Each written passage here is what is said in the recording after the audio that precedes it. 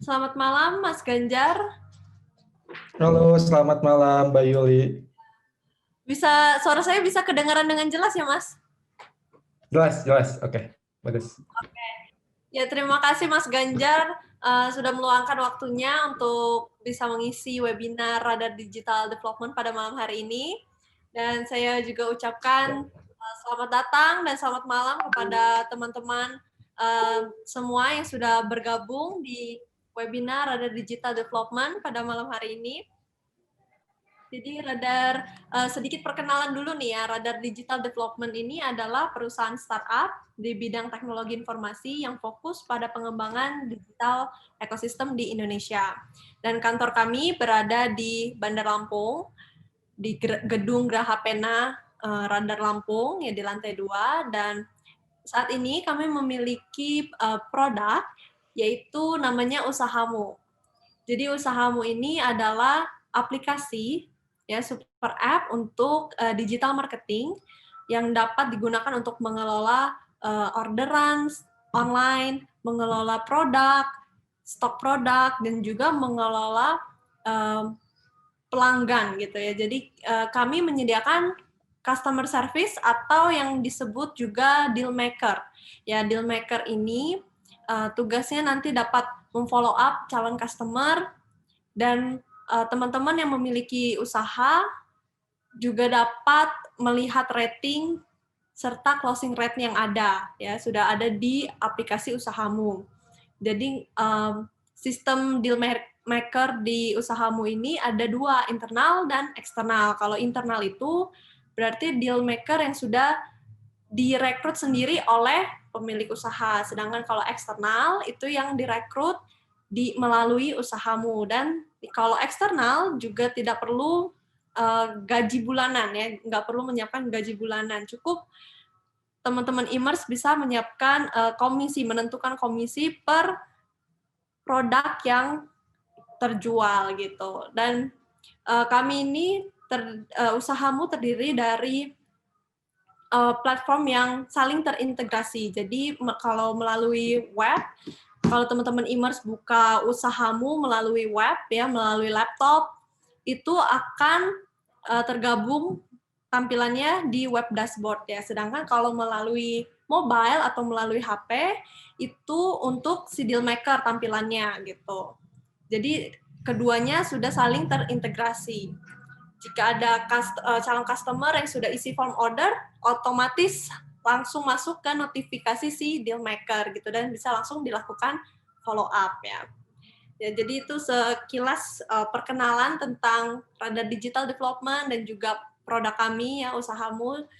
Logonya ada di belakang saya ya, teman-teman juga bisa lihat. Dan malam hari ini ya kita akan sama-sama belajar ya tentang strategi Jitu bikin konten di sosial media ya. Saya yakin banget ya semua teman-teman yang ada di sini kita udah familiar banget nih sama yang namanya konten di sosial media ya. Banyak juga sebagian orang yang mementingkan konten di sosial media ya, bisa melalui foto yang diedit dengan aplikasi gitu supaya lebih menarik tampilannya, juga bisa melalui video yang atraktif, yang menarik gitu. Karena dengan tampilan yang bagus, dengan konten yang bagus gitu, dapat mengundang banyak pengunjung ya, banyak teman-teman yang bisa mengunjungi profil kita gitu, dan juga dapat meningkatkan engagement kita sendiri gitu. Nah, karena begitu pentingnya khususnya kita yang memiliki usaha gitu ya, memiliki bisnis online gitu. Karena penting, jadi malam hari ini kita langsung mau belajar nih sama ahlinya ya, sama Mas Ganjar Kersana ya. Jadi Mas Ganjar Kersana ini adalah seorang digital marketer ya, dan juga social media strategi ya. Mas Ganjar mengawali karir di PT Bank Rakyat Indonesia di tahun 2011 ya. Saat ini Mas Ganjar juga tergabung dengan founder Ads Manager dan tim Digital Liga Indonesia, masing-masing sejak tahun 2011 dan 2017 ya sebagai digital marketer ya.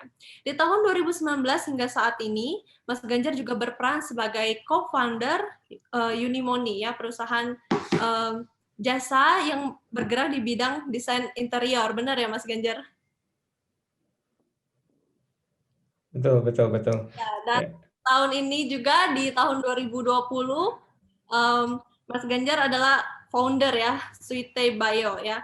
Nah, dengan sederet pengalaman ya, dengan banyak pengalaman di bidang digital marketing, pastinya teman-teman di sini juga udah nggak sabar ya untuk belajar bareng Mas Ganjar. Kita kulik secara rinci, secara detail, gimana sih cara bikin konten yang menarik gitu ya, strateginya apa saja yang harus kita siapkan gitu ya. Dan nanti setelah sesi pemaparan oleh Mas Ganjar akan ada sesi tanya jawab ya, teman-teman yang memiliki pertanyaan bisa langsung tulis atau ketik ya pertanyaannya di kolom chat ya, nanti akan saya bantu bacakan dan akan langsung dijawab oleh Mas Ganjar ya. Nggak usah lama-lama lagi ya, kita langsung persilahkan untuk Mas Ganjar ke sana, silahkan dapat memaparkan materinya. Terima kasih Mbak Yuli sebelumnya. Saya izin share screen ya Mbak. Ya Mas, silakan.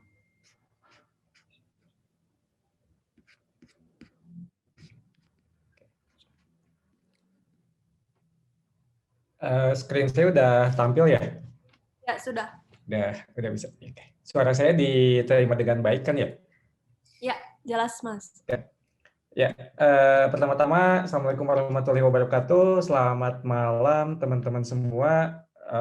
Kali ini saya akan membahas tentang sosial media dan digital content strategy, terutama untuk sosial media. Nah, sebelum itu kita kenalan dulu aja. Kebetulan sudah dipaparkan, nama saya Ganjar Kersana. Oke, panggil saja Ganjar. Oke, kalau mau kenalan lebih dekat, teman-teman boleh follow akun sosial media saya di sini. Lalu saat ini saya sudah terverifikasi, sudah di-certified di 2 platform, di Apple Search Ads sama di Google Video Ads. Oke, lalu selanjutnya, selain itu saya juga sebagai PNS ya, pegawai negeri sosmed. Oke, pegawai negeri sosmed, ada beberapa juga yang ikut-ikutan jadi pegawai negeri sosmed. Oke, ini ada digital marketer di Indonesia juga, si Christine Ali juga ikut jadi pegawai negeri sosmed. Oke, ini beberapa klien yang memang sudah saya handle. Selain itu, saya juga aktif mengisi seminar, mengisi kuliah umum, dan konsultasi, terutama di kampus-kampus dan untuk UKM ya, teman-teman. Oke, nah, sebetulnya tadinya saya akan masuk langsung ngebahas ke digital content strategi ya, tapi baru kemarin saya mendapatkan insight baru nih teman-teman, mungkin teman-teman perlu juga. Kemarin ada update dari tim Facebook Asia Pasifik, kebetulan saya memang mengikuti baru hari kemarin, jadi update untuk 2021 ya teman-teman. Nah, sebelumnya kita main dulu dengan data. Nah, ini data e-commerce di Indonesia. Ternyata ini year on year-nya di tahun 2020 itu ternyata kita mengalami kenaikan yang cukup signifikan ya teman-teman. Seperti kita ketahui bahwa pandemi COVID-19 di Indonesia tidak berpengaruh begitu banyak, terutama untuk digital, bahkan digital jauh-jauh lebih berkembang ya di sini. Nah, ini adalah year on year-nya data dari Statista. Oke, selanjutnya ini ada growth ekonomi digital juga dari katadata.com. Yang pertama, riset digital di tahun lalu, di 3 Oktober 2019, itu sekitar 568 triliun nilai ekonomi digital, dan di 2020, di saat krisis virus COVID-19, ini juga mengalami kenaikan, di nilainya di 619 triliun ya teman-teman. Oke, lalu ini shopping behavior. Sejak COVID 2019, data dari McKinsey dan Company, Indonesia termasuk yang growth-nya paling bagus, teman-teman. Di Indonesia termasuk yang growth-nya paling bagus. Ini kita main data dulu. Nah, ini digital commerce growth, perbandingannya antara 7 tahun. 7 tahun antara 2010 sampai 2017, dan kita bandingkan di 2020, ini ternyata nyaris sama ya secara growth-nya. Jadi memang 2020 itu perkembangan dunia digital itu sangat-sangat cepat gitu teman-teman. Oke, ini ada digital commerce growth. Nah, digital commerce growth channelnya channel apa aja sih sebetulnya? Nah, di Indonesia, nah di sini kalau teman-teman kecil mungkin ya akan saya sedikit jelaskan. Ini di Indonesia yang kode ID di online marketplace masih paling tinggi di Indonesia perkembangannya untuk channel jual beli. Lalu yang nomor 2 ada sosial media. Nah, sosial media, jadi kita tidak bisa menghindarkan sosial media ya teman-teman. Nanti yang akan kita bahas malam ini, terutama untuk konten-konten, baik itu Instagram, mungkin Facebook juga, yang bisa di-mirroring ke Facebook, tapi nanti juga saya akan memberikan insight tentang TikTok mungkin ya, kalau sempat waktunya. Nah, jadi sosial media adalah pertumbuhan juga yang paling bagus. Nah, Facebook nanti akan menjadi commerce system, teman-teman. Jadi Facebook tuh sekarang tuh akan menjadi commerce system, Facebook Group ya terutama, Facebook sudah mengeluarkan Facebook Marketplace, Instagram juga udah ada Instagram Shop. Seperti kita ketahui sekarang menu di Instagram itu sudah berubah, menu notification itu jadi pindah ke atas, di bawahnya jadi shop. Untuk mendapatkan Instagram Shopping juga itu jauh lebih gampang ya sekarang. Untuk mendapatkan approval Instagram Shopping jauh lebih gampang, dengan syarat teman-teman harus memiliki landing page ataupun website ya di sini. Nah, jadi memang Facebook diarahkan ke commerce system untuk kedepannya. Oke, nah ini ada perubahan nih, update-update-nya di 2021, termasuk yang tadi Facebook akan menjadi commerce system, dan Pixel ada, mungkin teman-teman sudah dengar atau teman-teman juga belum dengar sama sekali, kalau Pixel di tahun-tahun berikutnya mungkin nanti dayanya akan sedikit berkurang ya teman-teman. Dan ini dimana disebabkan adanya kebijakan sih sebetulnya, ada privacy policy dari pihak ketiga, terutama pihak ketiga, misalkan Pixel itu bisa kena blok, kena ad blocker, ataupun yang lainnya. Jadi nanti sistemnya itu akan menggunakan Facebook Conversion API, teman-teman. Jadi nanti pengganti Pixel itu adalah Facebook Conversion API. Itu adalah update yang terbaru. Nanti teman-teman boleh cari-cari dulu bagaimana Facebook Conversion API. Itu sebetulnya manual ya. Kita membuat dari Facebook Developer, kita masuk ke sana, kita bisa update di sana ke Facebook Conversion API. Karena kedepannya nanti kita mungkin saja tidak bisa mendapatkan data-data dengan baik ya teman-teman secara Pixel. Kalau misalkan teman-teman sebelum-sebelumnya terbiasa menggunakan Pixel, menggunakan Event Manager, nanti itu tidak akan berjalan dengan baik karena ada batasan-batasannya, terutama untuk teman-teman yang memiliki customer di iOS. iOS tuh di iOS 14 ini ada upgrade terbaru, jadi mereka membatasi memberikan data untuk Facebook ya, data-data customer untuk Facebook. Dan yang paling menariknya, nanti di 2021 sampai ke depan, Facebook itu akan mengandalkan data-data user kita pribadi, teman-teman. Jadi nanti Facebook Conversion API itu adalah servernya di server kita.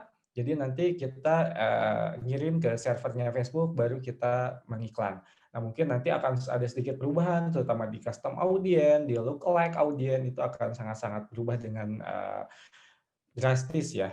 Bocorannya di 2021 di dashboard juga akan banyak perubahan ya. Ini bocoran dari tim Facebook Asia Pasifik. Oke, nah ini update Facebook 2021 juga, manfaat menggunakan Conversion API, jadi kontrol data yang terpisah, nanti mengontrol data yang Anda bagikan dan kapan Anda membagikannya gitu. Jadi memang datanya disimpan di server kita, jadi nanti bukan di pihak ketiga lagi. Kalau biasanya kan di browser ya, kalau menggunakan Pixel itu di browser, menggunakan cookies browser, tapi nanti kedepannya itu sudah tidak bisa digunakan lagi. Mungkin 2021 masih masa-masa transisi, tapi di 2022, 2023 itu mungkin akan segera dipindahkan. Itu berbagi data yang andal, memperkuat bagaimana Anda membagikan data kepada Facebook nanti, karena datanya data internal kita, lalu visibilitas corongnya, insight selengkapnya tentang orang yang penting bagi bisnis Anda ya. Jadi memang datanya pure data-data dari kita, teman-teman. Nah, ini untuk evaluasinya prioritas sumber daya Anda nanti. Jadi nanti Facebook tuh akan ada yang namanya collaborative ads ya, collaborative ads. Nah, di mana kita harus menggunakan platform-platform lain. Kita juga bisa menggunakan website kita pribadi, atau misalkan kita juga bisa menggunakan jasa layanan lainnya atau menggunakan CMS ya. Teman-teman mungkin yang terbiasa menggunakan WooCommerce, nanti mungkin WooCommerce adalah salah satu pilihan untuk collaborative ads nantinya. Oke, ini sekilas tentang update 2021. Facebook 2021, nanti teman-teman silahkan cari-cari informasinya lagi atau nanti bisa kontak-kontak dengan saya untuk mendapatkan update-update terbaru. Karena bahasan kali ini kita tentang digital content strategy ya teman-teman. Oke. Nah, lalu ke sini. Ya, ini bukan dari orang Facebook ya. Ketika kita punya startup dan mau melakukan scale up, jalan menuju ke sana harus dimulai dengan smart up. Oke. Nah, smart up tuh yang seperti apa? Smart up tuh yang seperti apa? Nah, misalkan kita punya bisnis A, punya bisnis B, punya bisnis C. Nah, jadi di saat kita scale up, kita jangan, karena kita memang punya budget, misalkan punya budget iklan lebih, punya apa, kita tinggal scale up, scale up, scale up. Tapi kita harus bisa mengukur dulu, harus smart up dalam scale up ini. Nah, salah satu kunci smart up kita di sana adalah, yang pertama adalah dari sisi konten, teman-teman. Ada teman-teman yang bilang misalkan konten is the king, jago ngiklan juga, kalau kontennya lemah sama aja bohong ya teman-teman. Bisa ngiklan seperti apa, teknik ngiklan seperti apa, tapi kontennya lemah juga sama saja bohong. Nah, jadi saya di sini akan menggarisbawahi aja langsung ke kontennya. Nah, saya punya konsep yang namanya idea. Yang pertama adalah identifikasi dulu, teman-teman. Nah, identifikasi dulu aset digital kita. Teman-teman silahkan identifikasi dulu aset digitalnya. Misalkan saya sudah punya sosial media A, sudah punya Instagram, sudah punya Facebook, sudah punya TikTok, Twitter, dan sebagainya. Nah, lalu teman-teman juga list juga. Sekarang tuh punya aset apa lagi selain sosial media? Misalkan teman-teman punya website, punya landing page, ataupun yang lainnya ya teman-teman, punya menggunakan email marketing dan sebagainya. Nah, identifikasi dulu.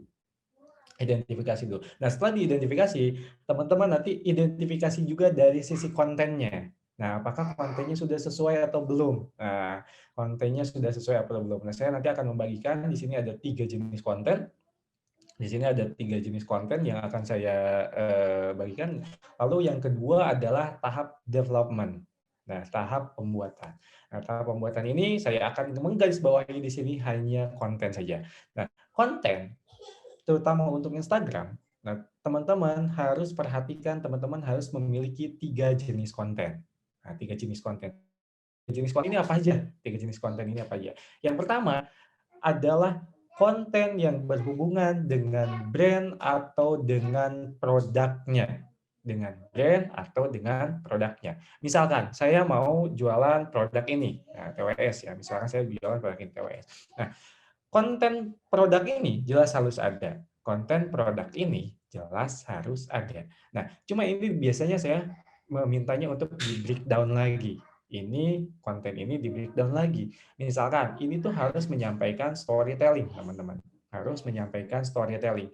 Kenapa? Karena secara psikologis manusia itu menyukai dengan konsep-konsep cerita atau dengan cerita. Nah, manusia itu secara psikologis menyukai dengan cerita. Nah, sampaikanlah konten-konten yang menyajikan cerita. Misalkan, nah sekarang kan lagi musim-musimnya sepedaan ya. Sekarang lagi musim-musimnya sepedaan, mungkin ada orang yang lagi goes menggunakan ini, itu dijadikan konten image-nya ya. Konten image-nya di sana. Kita tinggal buat di sana untuk konten image-nya.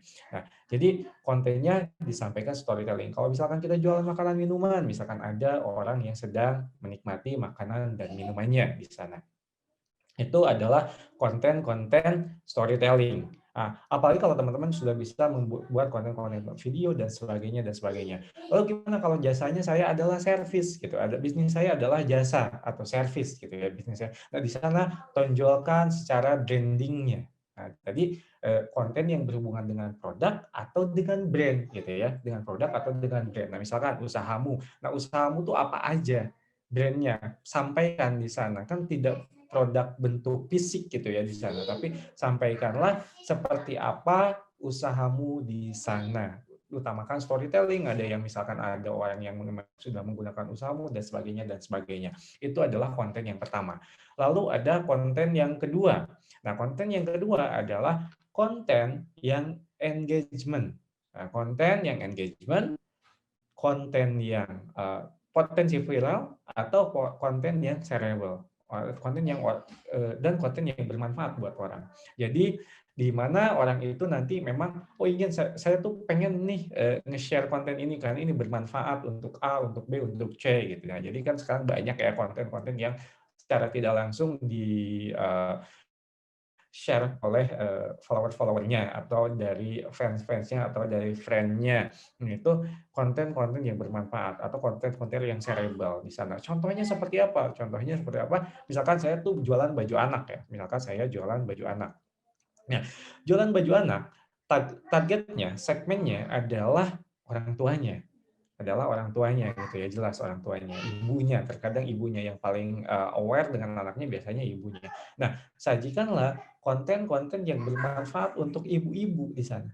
Sajikanlah konten-konten yang bermanfaat untuk ibu-ibu. Misalkan tips supaya anak gampang makan misalkan karena ada problem di anak tuh susah makan atau yang lainnya, tips empati dan sebagainya. Nah, jadi ada konten-konten yang bermanfaat dan konten-konten yang shareable di sana. Nah, itu fungsinya untuk apa? Itu fungsinya adalah untuk kita membuat konten kita supaya algoritma friendly gitu ya, algoritma Instagram friendly. Belum lagi kalau misalkan kita masuknya ke ranah iklan ya. Kalau masuknya ke ranah iklan kan di sana kita bisa custom audience ke orang-orang yang engage dengan konten kita, yang engage dengan Instagram profile kita. Kalau misalkan ke ranahnya iklan, tapi saya di sini tidak akan membahas iklan sama sekali. Di sini saya akan membahas tentang organiknya aja. Nah, jadi memang ada kebutuhan untuk engagement dari konten-konten tersebut. Nah, lalu yang ketiga adalah konten-konten berjenis aktivasi. Konten-konten berjenis aktivasi atau misalkan giveaway ya. Giveaway biasanya nyebutnya konten-konten giveaway, konten-konten kuis itu adalah konten-konten aktivasi ya, konten-konten aktivasi. Nah, teman-teman juga sekali-kali ngasih sesuatu ke follower-followernya, ke customer-customernya, ke calon-calon customernya. Nah, di sini adalah development konten. Jadi teman-teman diusahakan untuk membuat 3 jenis konten yang tadi, terutama di saat teman-teman masih membutuhkan follower, masih membutuhkan peningkatan branding dan sebagainya. Oke. Lalu selanjutnya adalah engagement. Nah, selanjutnya adalah engagement. Tadi setelah di development, kontennya setelah develop, lalu kita harus mengajak untuk engagement. Nah, sebetulnya tadi sudah dibahas dengan membuat konten-konten yang seperti tadi. 3 jenis konten yang seperti tadi, terutama untuk konten yang kedua dan konten yang ketiga, itu adalah untuk mengajak engagement. Di mana itu akan menyiasati untuk algoritmanya Instagram ya, untuk algoritmanya Instagram. Lalu selanjutnya kalau misalkan nanti ke ranahnya iklan, itu juga kita bisa nge-custom audience dengan konten-konten yang shareable di sana. Nah, lalu selanjutnya ke tahapan yang keempat, ada accelerate. Accelerate. Nah, accelerate di sini saya hanya akan membahas tentang kontennya adalah tentang konten-konten video. Nah, konten-konten video. Lalu teman-teman ke depannya membuat konten-konten berjenis video. Jadi kalau misalkan, oh saya sudah puas dengan konten ini dan ada kemampuan untuk membuat konten yang lebih bagus, akselerasinya adalah ke konten-konten video. Karena ada beberapa faktor yang mempengaruhi konten video jauh lebih engagement di masa-masa saat ini. Yang pertama, kondisi internet yang semakin hari semakin lumayan cepat. Yang kedua, orang yang sudah mulai jenuh dengan konten-konten gambar, konten-konten image. Terus ada juga nanti saya tunjukin itu di Asia Tenggara saat ini Asia Tenggara dan Asia Pasifik terutama konten-konten video itu jauh lebih digemari. Nanti ada linknya saya share atau saya tampilkan secara screen ya, karena konten-konten video sangat-sangat digemari di masa-masa sekarang. Oke. Lalu masuk ke sosial media, saya akan membahas dulu tentang sejarah sosial media. Sosial media di 500 sebelum Masehi mungkin itu adalah mata air, teman-teman. Kenapa kok mata air gitu? Apa hubungannya sosial media dengan mata air? Nah, di sosial media tuh dulu adalah mata air, adalah tempat berkumpul. Nah, teman-teman perlu ketahui dulu mata air tidak semudah sekarang ya. Dulu mata air tidak semudah sekarang, di mana sekarang nyaris setiap rumah ada mata airnya. Kalau dulu itu jarang, jadi orang berkumpul di sana, bertukar informasi di sana, mungkin juga orang tuh berjualan di sana, transaksi di sana, bercerita di sana. Nah, jadi dulu adalah sebuah mata air, tempat orang berkumpul sebetulnya. Esensinya sosial media itu adalah tempat di mana orang untuk berkumpul di sana. Lalu di 1500 Masehi setelah printer diciptakan itu mulai ada perubahan. Sosial media itu menjadi papan informasi digital. Papan informasi di dinding gitu ya, papan informasi. Nah, atau misalkan zaman-zaman sekolah kita mengenal dengan mading gitu ya. Jadi orang tuh berkumpul di sana, mencari informasi di sana, bertukar informasi di sana, di perkumpulan lalu bertukar bergosip dan sebagainya di sana. Oke. Nah, sosial media mengalami perkembangan begitu pesat saat angka 0 dan 1 digabungkan atau kita kenal dengan digit atau lebih dikenal dengan digital. Nah, inilah perkembangan sosial media dari masa ke masa. Mungkin teman-teman ada yang pernah mengalami Friendster, MIRC dan sebagainya gitu ya. Sekarang tuh mulai ada perubahan nih teman-teman, ada di tahun 2003 atau di Indonesia tuh baru ramainya di tahun 2007 Facebook mulai masuk. Nah, di sini sebetulnya perubahan yang sangat-sangat besar dari sosial media. Lalu di 2010 itu sosial media makin tumbuh dan besar. Di mana di sini sosial media sudah dimanfaatkan untuk bisnis ya, untuk bisnis. Jadi sosial media sudah dimanfaatkan untuk bisnis, ada bisnis yang bahkan lahir dari sosial media. Misalkan kalau teman-teman tahu ada keripik Maici yang lahir dari sosial media, dari Twitter, terus ada juga di Instagram juga ada Heaven Like dan sebagainya lah ya. Itu banyak yang tumbuh dari sosial media secara bisnis. Nah, inilah perkembangan tahun 2010 ke sini itu semakin cepat sosial media. Oke, nah ini pengguna di Indonesia kita memiliki 64,8%. Ini data BCGI tahun 2018. Apalagi di kondisi saat ini ya teman-teman, itu jauh-jauh lebih penetrasi user internet di Indonesia makin berkembang ya. Jadi memang kita harus mulai mengarahkan ke digital, di mana behavior atau tingkah laku, kebiasaan orang kita sekarang di digital sudah jauh lebih bagus. Nah, ini most visited website, data dari Hotsuite. Nah, di sini yang akan saya bahas adalah sosial medianya saja. Di sini di posisi kedua ada sosial media. YouTube itu sebetulnya termasuk ke dalam sosial media ya, teman-teman. Lalu ada Facebook, ada Instagram di posisi ke-6 dan ada WhatsApp di posisi ke-7. WhatsApp juga termasuk ke sosial media, yaitu ke network Discuss ya, Discuss Network. WhatsApp termasuk ke Discuss Network. Nah, ini jenis sosial media yang paling banyak dikunjungi. Ini masih ada data BJJ tahun 2018. Mungkin kalau data terbaru sekarang TikTok sudah ada di posisi keempat ya, teman-teman. TikTok ada di posisi keempat. Nah, ini yang menarik, orang spending waktu ya, orang menghabiskan waktu tuh kalau dulu orang menghabiskan waktu di sekitar tahun 50 dan 60 itu di televisi dan di radio ya. Di televisi dan di radio. Kalau di Indonesia mungkin di awal-awal 2000-an, di tahun 90-an itu televisi juga masih trending ya, tapi secara global ini karena datanya global di seluruh dunia, 2000-an itu ternyata mobile dan digital sudah mulai meningkat ya. Nah, apalagi kalau sekarang dengan kondisi seperti sekarang, seperti beberapa bulan terakhir, banyak yang WFH, banyak yang sekolah di rumah dan sebagainya, orang makin banyak spending time di digital dan mobile. Nah, ini adalah salah satu alasan mengapa kita harus memanfaatkan aset digital kita selama masa pandemi ini. Nah, bahkan yang kabar baiknya untuk teman-teman, digital bisnis di saat pandemi itu sama semuanya, baik bisnis yang sudah besar ataupun bisnis yang baru rintisan, di saat memasuki digital di masa pandemi itu sama, di restart. Kita memulainya dari awal kembali. Kita memulainya dari awal kembali. Jadi ini adalah peluang sebetulnya teman-teman. Ini adalah peluang. Oke, ini konten yang banyak diakses, sosial media dan sebagainya ya. Akan saya jelaskan satu persatu. Oke. Nah, ini data dari Nielsen. Orang menghabiskan waktu. Jadi orang menghabiskan waktu di sosial media itu seperti ini. Orang dewasa tuh 5 jam 30 menit, laki-laki dewasa 4 jam 23 menit, perempuan dewasa di 6 jam 33 menit. Perempuan dewasa di 6 jam 33 menit. Jadi perempuan itu jauh lebih banyak menghabiskan waktu atau spending time di sosial media, kecuali mungkin laki-laki yang memang pekerjaannya adalah e-commerce atau digital marketing ya. Maka menghabiskan waktu di sosial media atau di internet itu jauh lebih banyak dibanding perempuan. Oke, nah ini pola peminatan sosmed, data dari Nielsen juga. Oke, kita buka dulu semuanya. Ternyata di waktu-waktu libur atau di weekend itu sangat-sangat tinggi. Nah, apalagi kalau kita bandingkan kemarin tuh banyak orang yang hanya tinggal di rumah gitu, bekerja di rumah, sekolah di rumah, melakukan aktivitas di rumah. Jadi orang tuh mager, jadi aktiviti sosial media, aktiviti digital itu sangat-sangat tinggi. Ada beberapa platform yang memang pertumbuhannya sangat pesat, misalkan kayak Zoom Meeting atau misal Google Meet dan sebagainya, klik to website, klik to meeting dan sebagainya, Bujin itu penetrasinya sangat cepat. Lalu ada juga Netflix itu penetrasinya sangat cepat. YouTube juga penetrasinya sangat cepat.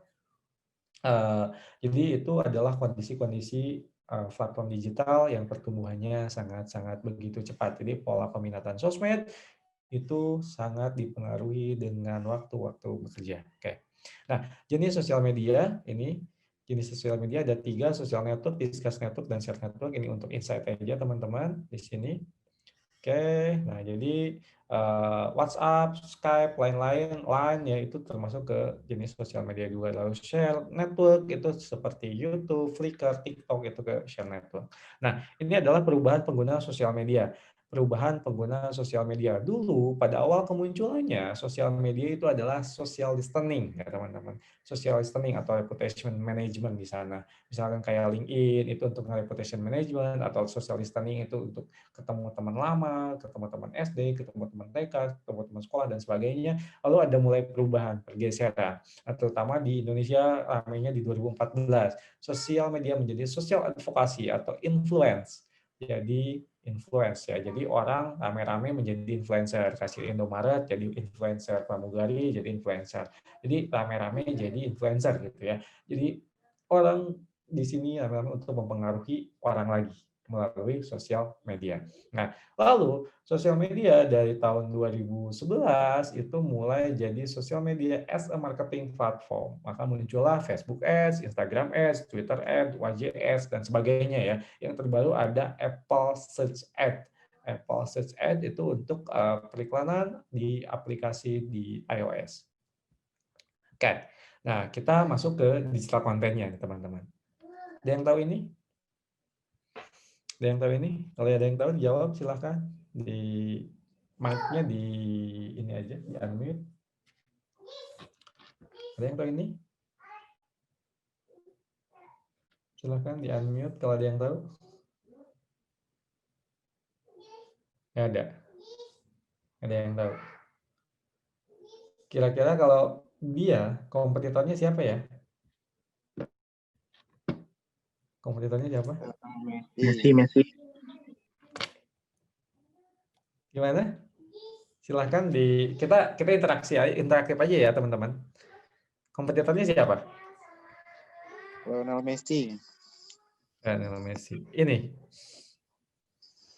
Tahu ini enggak? Kalau ngeliatin ini ketahuan usia ya. Kompetitornya adalah ini teman-teman. Kompetitornya ini. Nah, di sini kita nggak bahas bola. Kenapa case-nya saya ngambil Ronaldo?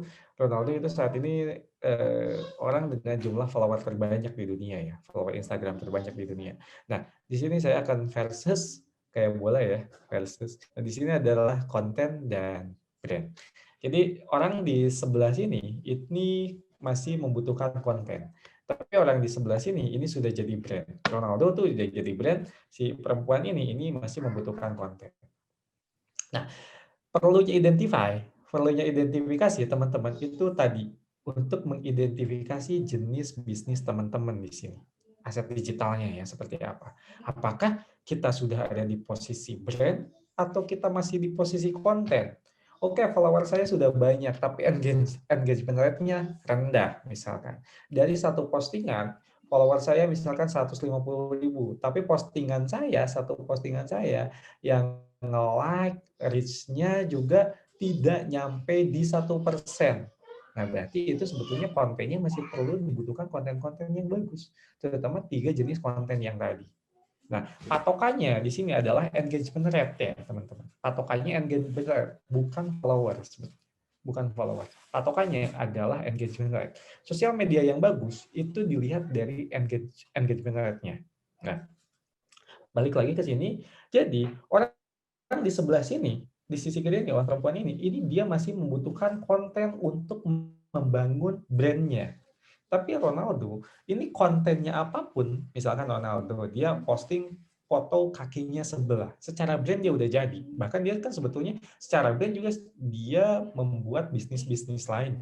Bisnis hotel, bisnis celana dalam, bisnis pakaian, bisnis parfum, dan sebagainya. Sudah jadi, sudah bisa dimonetize. Gitu. Nah, tapi orang di sebelah sini ini masih membutuhkan konten. Nah, konten-konten apa saja sih? Konten 3 jenis konten yang tadi sebetulnya yang paling dibutuhkan, terutama untuk sekarang ya, untuk di Instagram. Tapi beliau yang di perempuan di sebelah kiri ini dulu di tahun 2017-an sempat viral. Ada yang tahu berita ini? Interaktif ya teman-teman. Tahu nggak berita ini? Pernah dengar nggak berita ini? Pernah baca nggak berita ini? Ada yang tahu? Pernah baca Pernah, itu. oke. Pernah baca, oke. Kira-kira beritanya tentang apa, Mbak? Beritanya tentang apa, Mbak? Nabung, dia nabung setiap hari itu 20.000 pakai botol aqua. Terus ada yang versi pakai botol galon, ada yang versi berbagai macam sih. Cuman dia salah satu pelopor buat nabung duit kalau nggak salah. Sehari 20.000. Oke, sehari 20.000 ya. Oke. Jadi hampir betul sih ya, konsepnya hampir betul. Tapi dia sebetulnya bukan sehari 20.000. Jadi konsepnya adalah seperti ini. Jadi nabung paksa.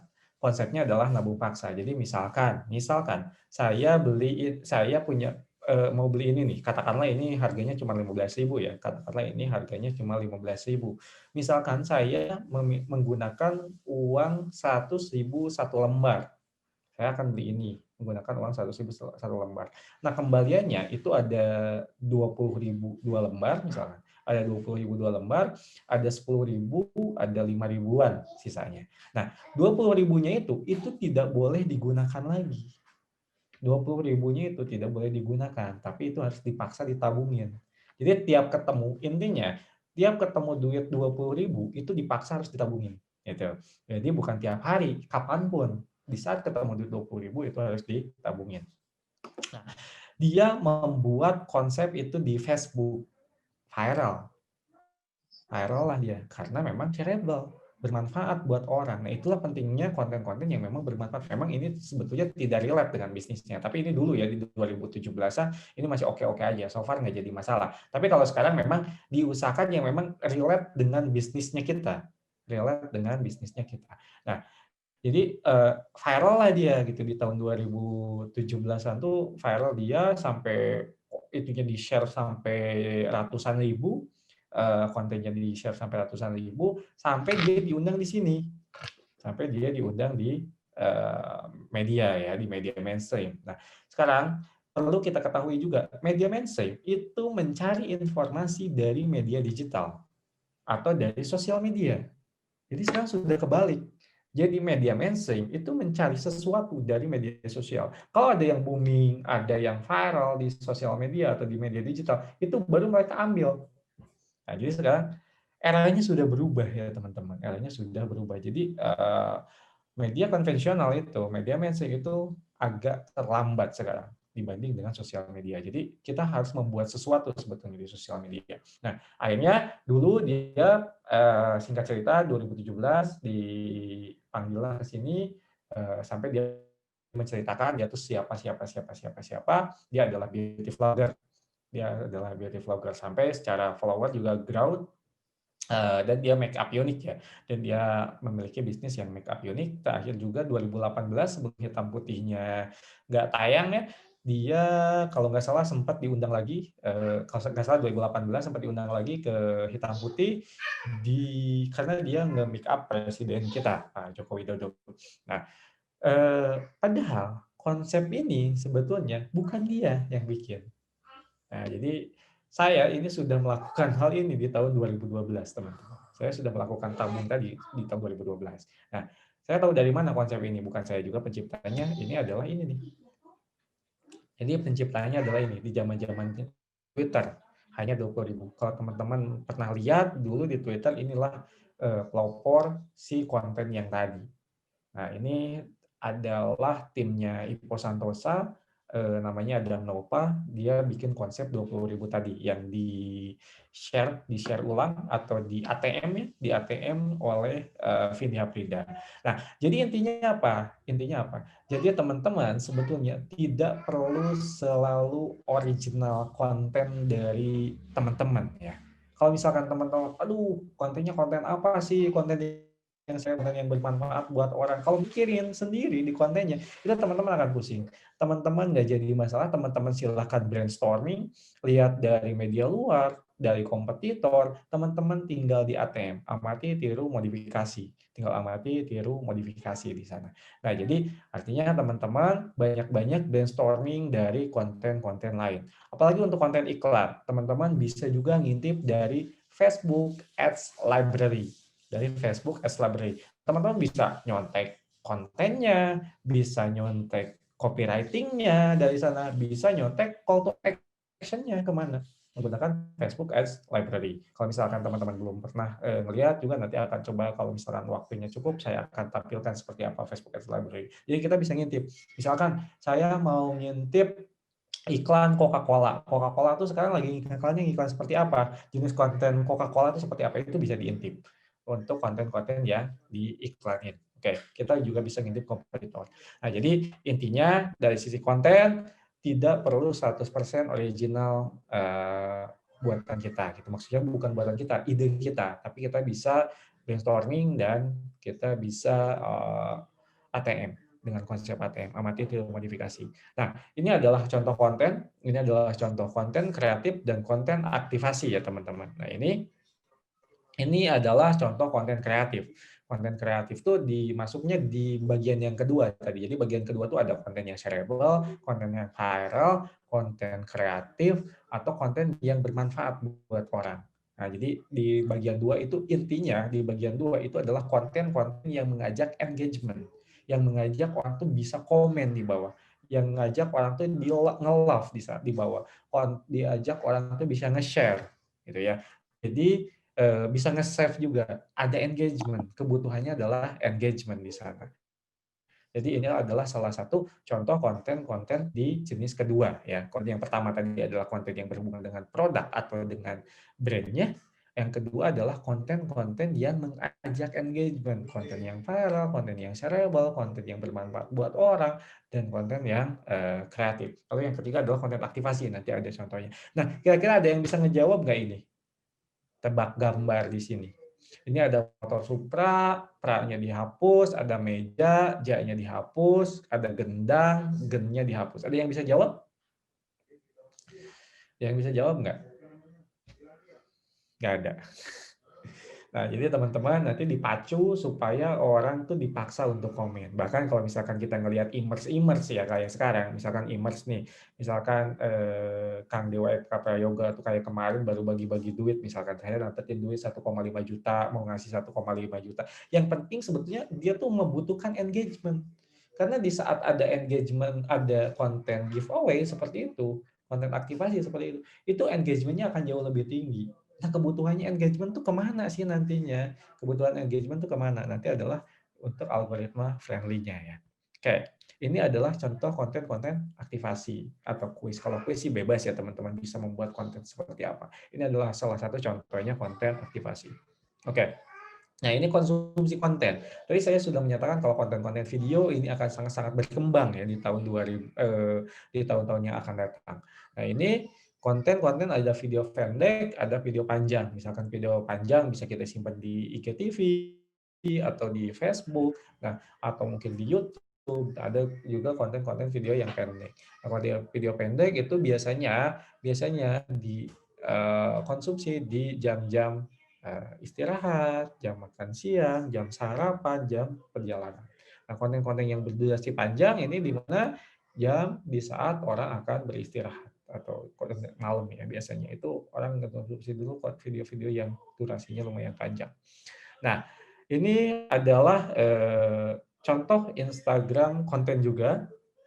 Jadi orang tuh mulai jenuh misalkan dengan konten-konten gambar. Nah, kalau sekarang kan konten-konten juga sudah ada konten dengan konsep microblog ya, yang di slide tuh carousel atau jenisnya carousel itu menyampaikan informasi atau microblog. Jadi sekarang nggak usah capek-capek masuk ke website, mungkin nanti akan saya contohin di Instagram saya itu ada salah satu konten-konten microblog seperti apa. Nah, ini adalah contohnya ya teman-teman. Nah, kalau misalkan oh, udah bosen nih saya ke sini dengan konten-konten teman-teman bisa menggunakan dengan konsep konten motion.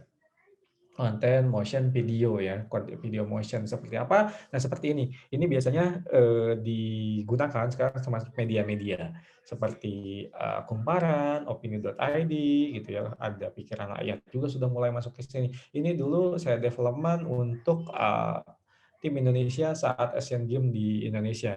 Kontennya seperti ini.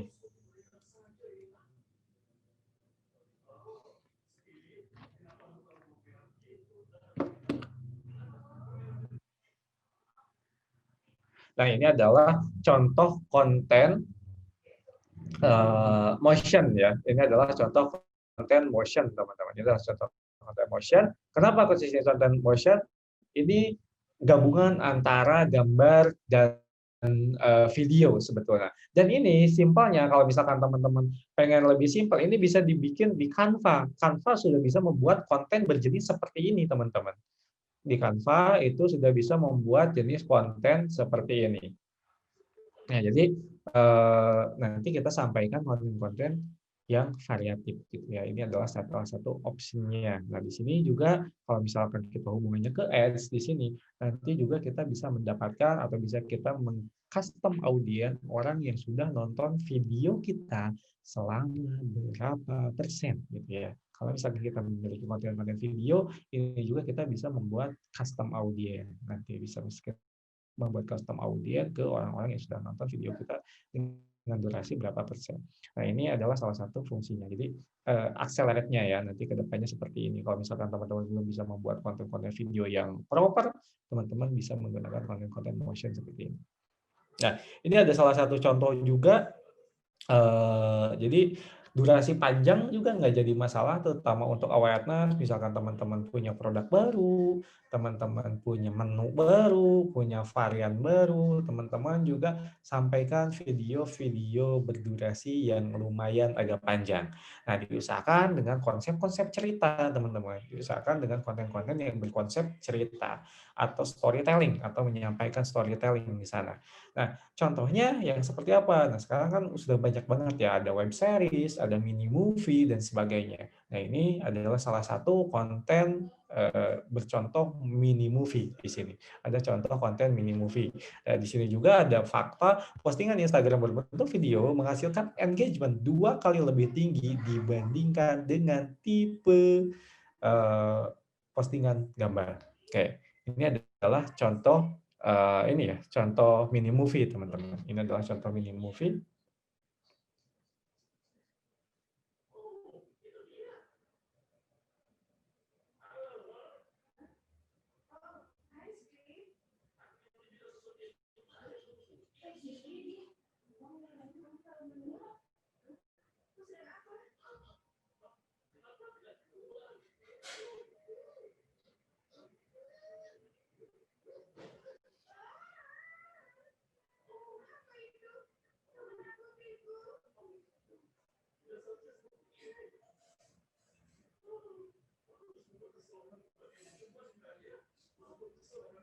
Nah, jadi teman-teman ini adalah salah satu contoh konten berikutnya ya. Ini adalah salah satu contoh konten berikutnya, yaitu konten-konten mini movie atau konten-konten video. Nah, ini biasanya ini lebih soft selling karena di mana ini adalah untuk menyampaikan awareness dulu. Nah, di mana kita untuk mendapatkan data, baik itu data risk, data engagement dan sebagainya, data video views, di mana kalau misalkan kita ngiklan ke sananya, kita bisa nge-retargeting dengan custom audience ke sini ya.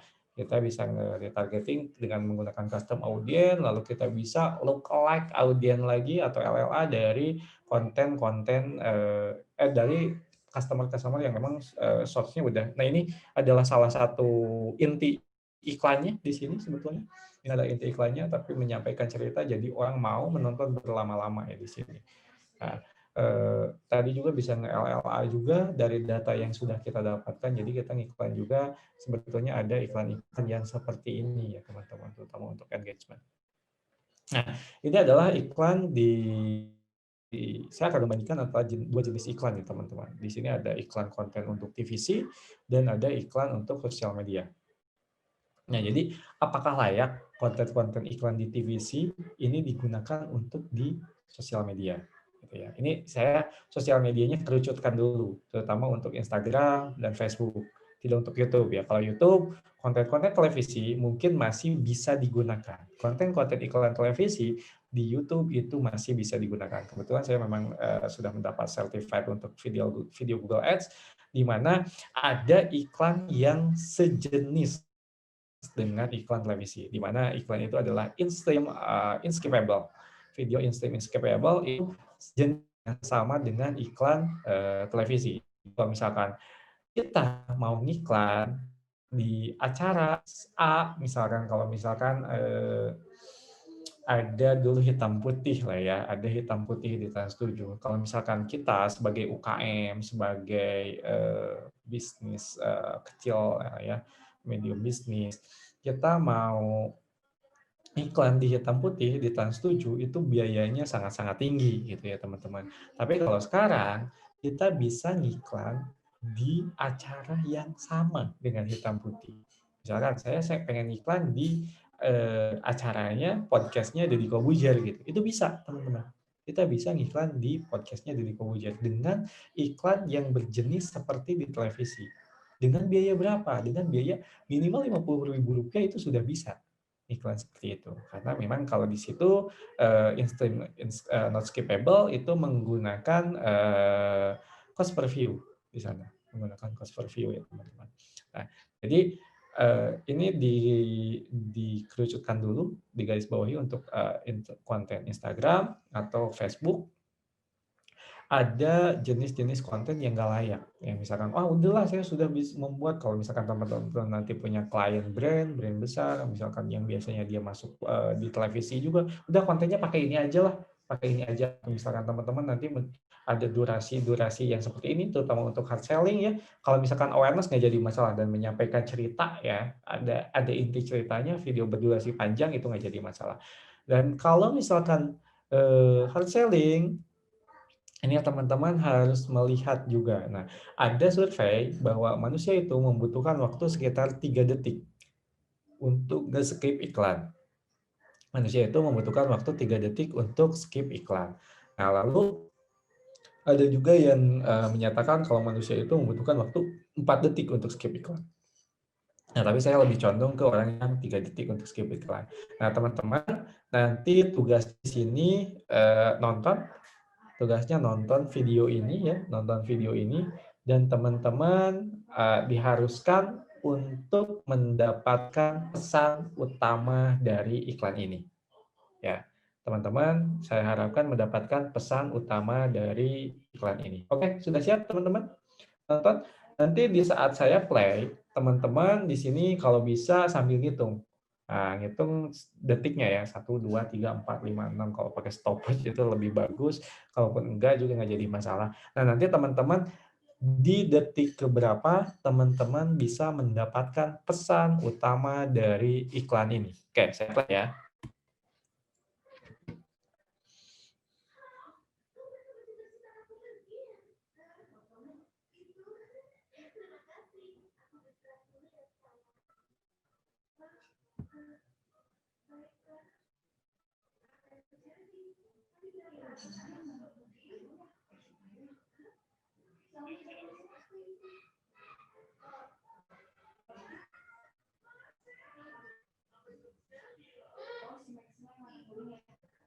Oke, ada yang sudah mendapatkan pesan utama? Silahkan di unmute.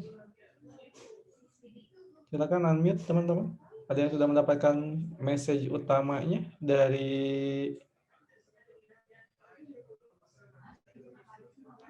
Ada yang sudah mendapatkan message utamanya? Yuk teman-teman, silakan. Atau di komen yang sudah mendapatkan message utamanya.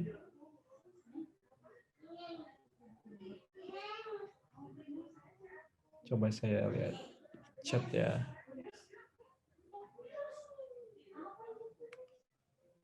Oke, nggak perlu sebut banyak, sedikit aja udah bersih. Oke. Oke, ternyata banyak di sini ya ngejawabnya ya di komentar ya. Saya nggak buka-buka komen. Oke, di kolom chat. Oke. Message utamanya betul tuh tadi dari Mbak Yunita, sabunnya sedikit saja. Mbak bisa mendapatkan message utamanya atau pesan utamanya di detik ketiga atau di bawah detik ketiga. Gimana Mbak? Mbak Yunita, halo. Mendapatkan message utamanya di detik ketiga nggak? Sekitar 10 detik ke atas. Oke. Nah, sekitar 10 detik ke atas. Oke, B. Jadi memang sebetulnya tidak di detik ketiga. Jadi ini agak sedikit kurang layak ya teman-teman jika memang ini digunakan untuk iklan di sosial media. Karena kemungkinan nanti akan di-skip oleh calon-calon customer kita atau misalkan follower kita. Jadi seperti apa sih konten yang layak untuk di sosial media? Nah, konten yang untuk sosial media ini adalah salah satu contohnya. Nah, ini seperti ini. Nah, mungkin teman-teman kalau melihat iklan ini, teman-teman juga bisa mendapatkan message utamanya atau pesan utamanya di detik-detik pertama ya. Detik pertama ada yang sudah mendapatkan. Jadi memang treatmentnya itu beda antara untuk sosial media dan untuk TVC, untuk televisi channel itu jelas berbeda. Biasanya kalau TVC itu message-nya itu ada di tengah-tengah atau enggak di ending ya, atau di akhir, di tengah atau di akhir. Tapi kalau untuk sosial media biasanya pesan utamanya itu ditarik ke depan. Ditarik ke depan. Kecuali kalau misalkan konten untuk YouTube ya menggunakan objektif, in-stream, not skippable. Nah, itu bisa disimpan di tengah. Berjenis dengan iklan-iklan televisi, itu bisa digunakan seperti itu. Oke, ini adalah untuk konten iklan perbandingan antara TVC dan ini ya, TVC dan sosial media. Nah, lalu selanjutnya, nah ini Instagram 69,2 juta user di Indonesia saat ini, lalu 47% kembali produk di Instagram ya sekarang. Di orang tuh rata-rata nyari dulu produknya, bahkan ada celotehan dari teman saya kalau misalkan Instagram sekarang sudah jadi Shopee, Twitter sudah jadi Instagram ya, semacam Twitter kemarin launching story-nya. Lalu ada juga ini aspek keempat paling disukai dan banyaknya di sini adalah pelaku e-commerce ya. 34%-nya adalah pelaku e-commerce. Jadi memang betul sekarang Instagram lebih banyak commerce di sana dibanding orang yang beneran real orang. Nah, maka dari itu juga ini adalah salah satu ekosistemnya Facebook di mana Facebook memang sangat concern untuk membuat ekosistem sendiri untuk commerce sebetulnya dengan adanya Facebook Marketplace, dengan adanya Instagram Shop, dengan katalog manager, dengan commerce manager, itu membuat orang dipaksa untuk dialihkan ke sini ya, ke sosial media. Oke, nah ini adalah Instagram Flower Growth. Instagram Flower Growth itu seperti apa? Ini secara organik ya, bukan beli, bukan dengan kita injek follower dan sebagainya. Nah, ini adalah akun sosial medianya Vidi Hafrida, orang yang tadi di depan sama Ronaldo. Ini adalah Vidi Hafrida. Ini sekarang followernya sudah 514. Dia adalah beauty vlogger, adalah makeup unik juga. Ini adalah akun Instagramnya. Dulu masih di bawah sekian ya. Kalau dulu saya sempat riset juga sebelum dia memang beneran viral seperti sekarang. Oke, yang pertama adalah konten yang mengajak follower berinteraksi. Engagement ya, jelas ini sudah dibahas tadi. Ini ada di konten kedua dan konten ketiga. Biasanya kalau konten produk itu secara interaksinya itu jauh lebih rendah. Konten produk secara interaksi jauh lebih rendah. Kecuali konten produk yang memang menyampaikan storytelling, ya. Konten produk yang menyampaikan storytelling. Jadi konten yang mengajak follower berinteraksi. Nah, lalu ada konten yang menarik. Nah, konten tuh jangan asal-asalan, jangan asal foto, jangan asal posting aja, tapi misalkan ada editingnya dulu, kita persiapkan dulu secara kontennya yang pas dan sebagainya. Jadi dibikinlah atau dibuatlah konten yang menarik. Lalu konten yang konsisten. Konten yang konsisten. Jadi teman-teman harus konsisten, terutama untuk akun-akun bisnis. Nah, ini harus diperhatikan lagi. Biasanya kalau akun bisnis, itu kalau misalkan udah update, udah post, itu biasanya udah ditinggalin aja gitu. Udah ditinggalin aja kalau misalkan konten-konten ini. Jadi teman-teman biasanya kalau misalkan Instagram pribadi, biasanya wow, secara ininya dipakai terus gitu. Buat ngepoin A, ngepoin B, ngepoin C, follow ini, follow itu gitu. Ada interaksi. Nah, ini juga jangan. Jadi akun bisnis juga harus aktif. Di sini harus aktif, harus selalu aktif. Jadi konten juga harus konsisten, diusahakan teman-teman memiliki konten plan. Konten plan yang baik itu seperti apa? Ya, langkah baiknya kalau teman-teman kuat untuk membuat daily content. Tapi saya yakin, apalagi kalau misalkan teman-teman pelaku UKM masih melaksanakan semuanya sendiri, itu pasti jauh lebih susah ya untuk membuat konten itu aktif. Ya, jadi teman-teman diusahakan minimal teman-teman bisa ada 1 minggu tuh atau 1 pekan tuh ada 3 postingan. Dalam 1 pekan ada 3 postingan, atau misalkan dalam 1 pekan ada update. Kalau misalkan beneran hektik banget, jadi dalam 1 pekan ada update-nya. Nah, itu dipilih juga, nanti ada konten produk, ada konten yang pertama tadi ya, konten yang brand atau produk, konten yang mengajak engagement, konten aktivasi sekali-kali ya, misalkan sebulan sekali kita bikin aktivasi dan sebagainya. Jadi konten konsisten. Konten harus konsisten. Kalau misalkan teman-teman tidak ada konsistensi konten, misalkan kontennya uploadnya tuh bulan depan atau 2 bulan yang akan datang, itu lama-lama secara engagement rate itu akan turun. Secara lama-lama secara engagement rate akan turun. Mungkin teman-teman contoh kasusnya seperti ini. Teman-teman misalkan nge-follow temennya. Misalkan temennya tuh si A. Temennya teman-teman itu adalah si A. Nah, si A ini kita sama si A ini, sama akun sosial medianya si A itu jarang interaksi. Kalau dia ngepost, nggak pernah kita love, nggak pernah kita komen gitu, atau misalkan Instagram story-nya nggak pernah kita kepoin. Nah, suatu saat si A itu bikin postingan. Itu memungkinkan postingan si A tidak akan tampil di feed kita. Nah, postingan itu tidak akan tampil di feed kita. Nah, lalu setelah dia posting setelah posting di Instagram, di akun Instagram, kita tuh mulai besoknya kita masuk ke sana. Wah, ternyata dia tuh posting gitu. Dia ada update Instagram baru hari kemarin, misalkan baru hari kemarin di Instagram. Nah, setelah itu nanti kita akan selalu mendapatkan updatean dari dia. Jadi kita ada engagement, ada kunjungannya. Yang selanjutnya juga berkunjung ke Instagram lain. Jadi kita sekali-kali berkunjung ke Instagram lain supaya kita membuat history ke sana. Jadi ada historinya di sana. Jadi nanti kita akan selalu mendapatkan reach dan impression-nya dari konten-konten yang dia. Ataupun konten kita juga bisa masuk ke sana. Nah, ini algoritmanya sebetulnya tidak terlalu beda jauh dengan algoritmanya Google ya teman-teman. Misalkan kalau di dulu zaman-zamannya ngeblog ada yang dinamakan bot. atau misalkan berkunjung ke blog lain supaya kita dapetin backlink. Nah, ini juga sama sebetulnya, algoritmanya tidak terlalu beda jauh seperti itu. Lalu pergunakan hashtag yang tepat. Nanti akan saya bahas sedikit tentang hashtag, jadi nanti teman-teman harus membuat grup hashtag. Ya, teman-teman nanti harus membuat grup hashtag, jadi nanti hashtag mana aja yang potensinya bagus, sebetulnya ada software-nya, tapi nanti mungkin karena lama ya waktunya, kalau misalkan ini software-nya nanti teman-teman boleh tanya-tanya aja ke saya, software apa aja untuk riset hashtag. Nah, nanti saya akan bahas sedikit saja tentang grup hashtag, nanti misalkan teman-teman membuat 2 grup hashtag. Jadi pergunakan hashtag yang tepat. Yang paling perlu diingat di sini adalah hashtag itu harus ada korelasinya dengan konten. Ya, hashtag itu harus ada korelasinya dengan konten, bukan dengan akun. Misalkan akunnya adalah bisnis makanan dan minuman. Kontennya adalah minuman.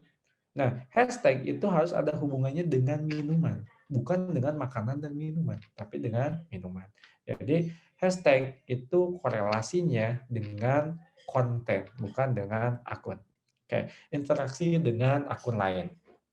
Nah, jadi kita juga harus ada interaksi dengan akun lain. Jadi misalkan kita, kalau misalkan kita punya kompetitor atau misalkan kita tuh segmented ya, misalkan segmented saya tuh targetnya adalah di Jakarta. Misalkan saya tuh harus ada interaksi dengan info Jakarta, misalkan, atau misalkan dengan explore Jakarta, atau misalkan dengan info Lampung dan sebagainya.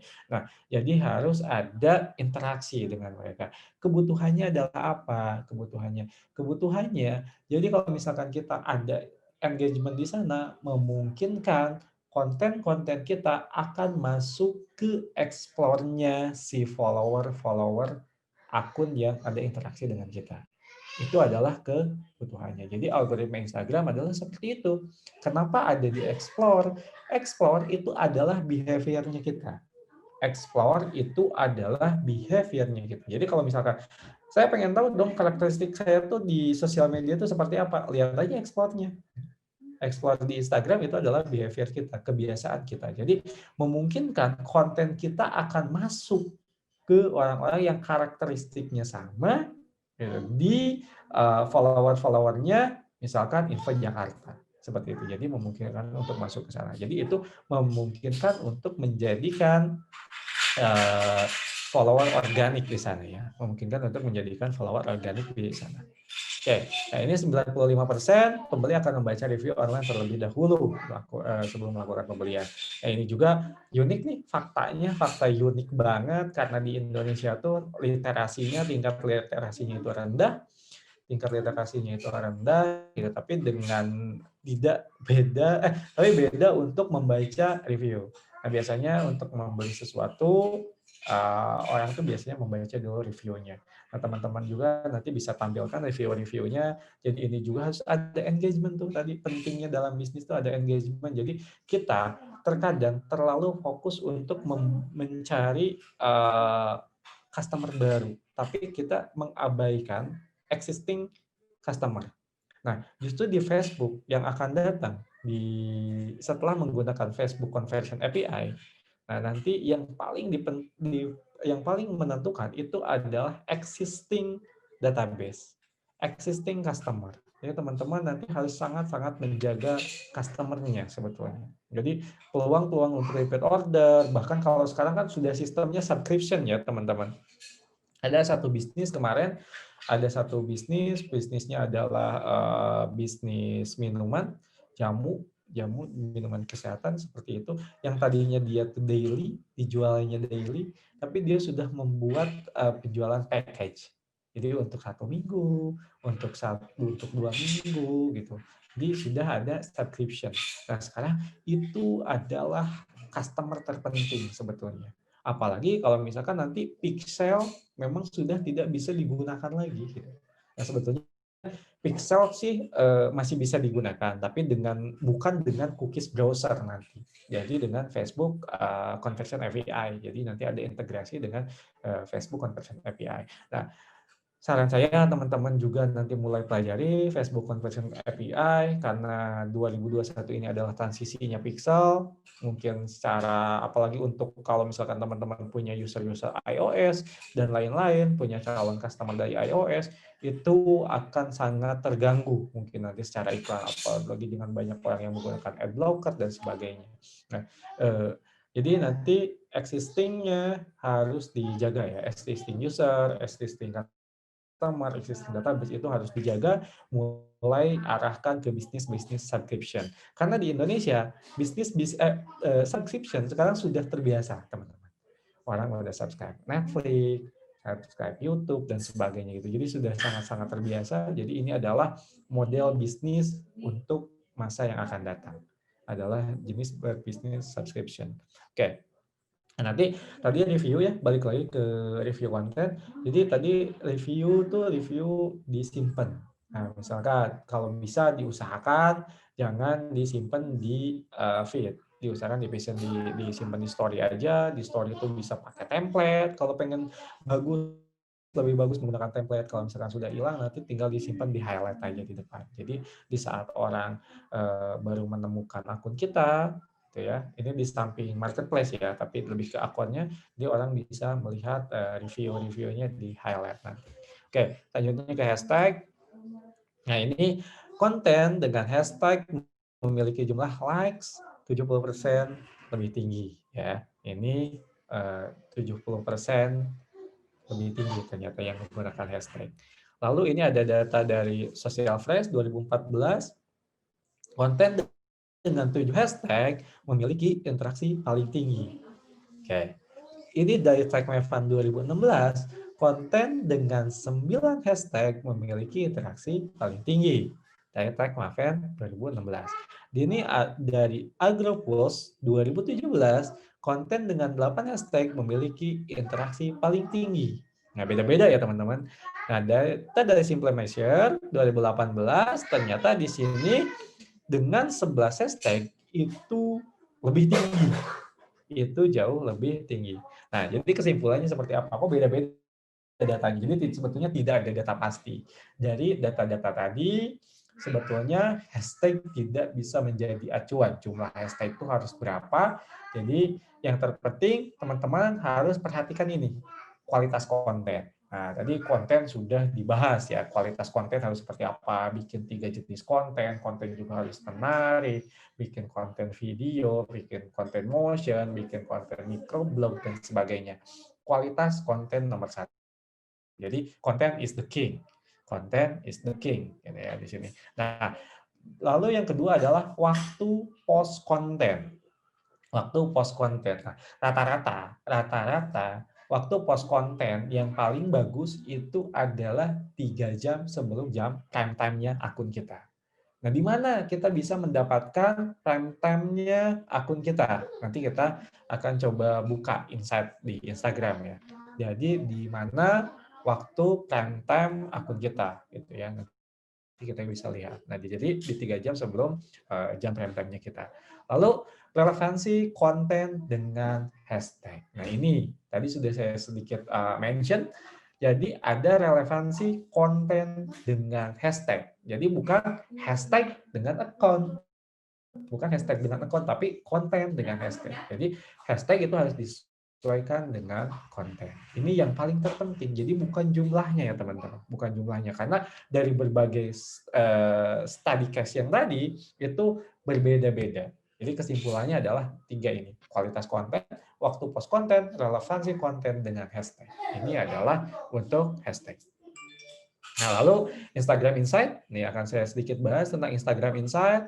Ya, kita play aja ya Instagram Insight. Nah, di sini, jadi kita buka, masuk ke sini. Teman-teman sudah tahu, buka dulu insight-nya seperti apa. Di sini juga kita bisa melihat reach, overview-nya, ada reach, ada impression, dan sebagainya. Ini kita bisa lihat di sini reach-nya, day-nya bisa berapa, 7 hari sampai 30 hari. Di sini kita bisa lihat juga top post di postingan di post gitu ya, di feed. Nah, kita bisa lihat juga ada reach-nya, ada impression-nya, ada link klik-nya, call button-nya, followers-nya. Di sini bisa kita lihat juga dalam berbagai macam durasi waktu ya. Nah, lalu kita juga bisa melihat juga dari top story, story-nya, story apa aja yang paling banyak secara reach, secara impression, secara engagement, dengan durasi-durasi yang memang kita butuhkan ya teman-teman. Dengan durasi-durasi yang memang kita butuhkan. Nah ini di sini lalu selanjutnya kita juga bisa melihat di interaction-nya. Ya, interaction-nya kita bisa lihat juga interaction dari IGTV, dari top post, dari top story juga berapa. Kita bisa lihat juga di sini. Lalu di sini kita bisa melihat dari sisi insight audiensnya ya, dari audience insight, dari follower breakdown. Nah, follower juga kalau misalkan ada penurunan follower itu juga harus diabaikan sebetulnya karena Instagram juga sering bersih-bersih dengan fake account atau Instagram yang sudah tidak aktif lagi. Age range-nya di sini kita bisa lihat juga gendernya, dan yang paling terpenting tadi ya untuk keputusan kapan time-nya kita itu adanya di sini ya teman-teman. Itu adanya di bawah. Nah, most active time. Nah, ini adalah most active time dari akun kita. Nah, jadi jam-jamnya rame itu tuh di jam 12 siang, jam 9 malam itu jam-jamnya rame. Nah, jadi keputusannya, nah jadi kita juga bisa melihat by hari, by jam ya, by hours dan by days di sini. Nah, ini adalah keputusan untuk kita mengambil kapan kita harus posting. Nah, jadi ternyata followers kita tuh aktifnya banyaknya di jam-jam tersebut. Jadi 3 jam sebelum jam time-nya akun kita.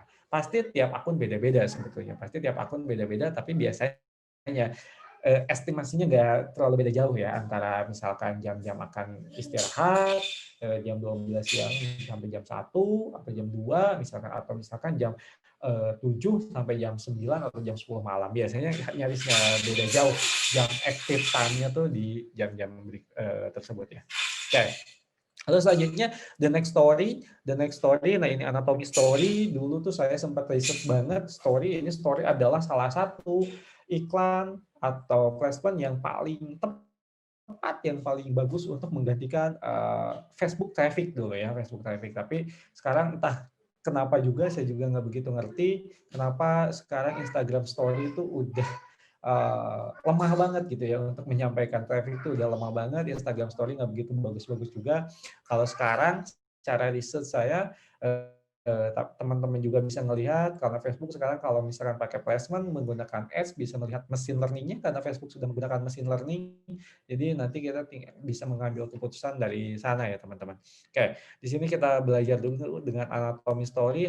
Di sini ada clickable profile photo, teman-teman sudah tahu. Di sini ada progression bar, di sini ada tap back and forth, di sini ada tap pause, dan di sini ada tap call to action. Nah, di sini ada call to action-nya. Biasa, udah tahu lah ya, jelas call to action bisa diarahkan kemana. Kalau misalkan yang sudah pernah iklan, udah jago iklan sama sekali, itu call to action bisa diarahkan kemanapun tanpa memiliki follower, bahkan tanpa memiliki akun Instagram. Bisa ngiklan di Instagram Story tanpa memiliki Instagram. Kalau misalkan menggunakan organik, ya jelas kita harus memiliki dulu 10.000 follower. Atau kita sudah memiliki atau sudah approval Instagram Shopping, atau kita sudah approval Instagram Shopping di sana. Oke. Nah, di sini adalah Instagram Story dengan organik dan ads ya. Ini sama-sama bisa menggunakan call to action dua-duanya. Jangan bedanya ada tulisan sponsornya. Nah, di sini ada Instagram Story juga bisa video dan bisa image ya teman-teman. Nah, ini kalau video Instagram Story, gambar atau video berdurasi 15 detik, ukurannya adalah 1080 x 1920 pixel, proporsionalnya dengan aspek rasio 9:16 dan bisa call to action. Ini adalah Instagram Story. Kalau selanjutnya ini adalah Facebook, teman-teman. Pengguna internet milenial lebih suka Snapchat dan Instagram ketimbang Facebook. Nah, rata-rata UKM, apalagi yang kalau image ya pasti sudah menggunakan Facebook Ads Manager ya. Tapi kalau misalkan UKM yang sama sekali baru rintisan, biasanya udahlah iklannya langsung placement dari device-nya Instagram aja gitu ya. Ini untuk iklan. Nah, ini sebetulnya tidak terlalu disarankan untuk teman-teman UKM. Kalau e-commerce saya yakin udah menggunakan Facebook Ads Manager, tapi kalau UKM yang memang masih belum ke arah sana, ini gunakanlah Facebook karena yang paling deep itu adalah menggunakan audiensnya Facebook. Nah, ini adalah fakta-fakta dari Facebook. Facebook menggunakan 150 juta pengguna aktif bulanan Facebook di Indonesia. 55%-nya adalah user aktif setiap hari ya, 55%-nya. Ini ada fakta juga, 42% dari pemasar melaporkan bahwa Facebook sangat penting untuk itu menunjukkan pasar yang berkembang pesat dan bisa ya karena kemungkinan dan sebagainya lah ya. Menggunakan pemasaran Facebook dengan baik. Kuncinya adalah menggunakan pemasaran Facebook dengan baik. Jadi Facebook jangan ditinggalkan, teman-teman. Facebook jangan ditinggalkan. Nah, ini proyeksi pengeluaran iklan dari tahun ke tahun. Ini data dari eMarketer 2019. Jadi digital itu sangat-sangat tinggi. Jadi orang sudah meninggalkan TV, newspaper, magazine, radio, dan out of home. Out of home itu seperti billboard, poster, dan sebagainya itu sudah mulai ditinggalkan. Lalu digital yang paling ini. Apalagi di masa-masa seperti sekarang, di masa-masa pandemi, di masa-masa orang di rumah, itu pengeluaran iklan menggunakan digital. Kayak ini fakta Facebook. Ini sosial media placement tidak akan saya bahas. Preparation Canvas, ini praktek juga kita sudah selesai sebetulnya teman-teman. Tapi kalau misalkan teman-teman mau gabung di Telegram saya untuk bahas-bahasan internet marketing ataupun apa nanya-nanya seputar digital marketing, placement dan sebagainya, atau nanya-nanya tentang konten, infonya teman-teman bisa gabung di Telegram saya di t.me/ganjarks atau teman-teman boleh email ke saya untuk nanya-nanya atau juga boleh DM ke akun-akun sosial media saya yang tadi. Nah, yang perlu teman-teman ketahui juga saat ini penetrasi TikTok sangat-sangat bagus. TikTok juga adalah salah satu platform sosial media yang harus mulai diperhatikan di tahun 2021 mendatang ya, karena konten-konten TikTok itu sudah jauh lebih bagus ya sekarang teman-teman. Demikian untuk pemaparan materinya.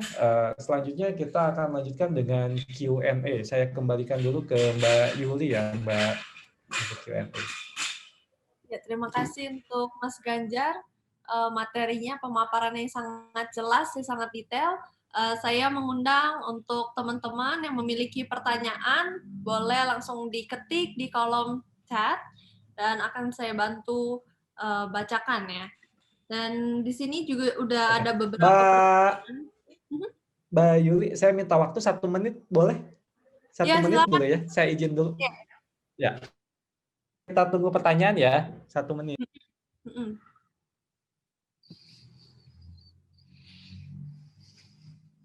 Ya, silakan teman-teman yang punya pertanyaan ya. Di sini ada dari Toha Masun ya.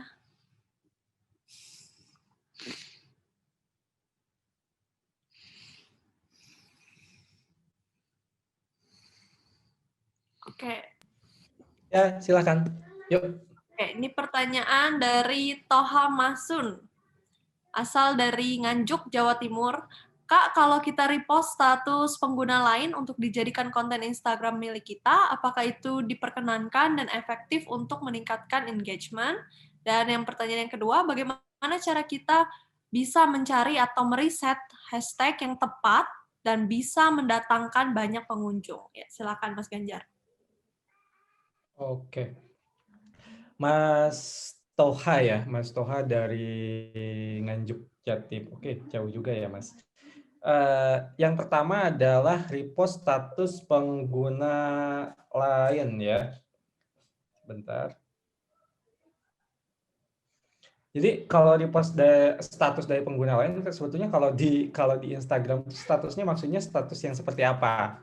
Karena kan sebetulnya kalau konten di Instagram kan bukan ke status ya, tapi lebih ke konten-konten yang bersifat visual kan kalau misalkan dari Instagram.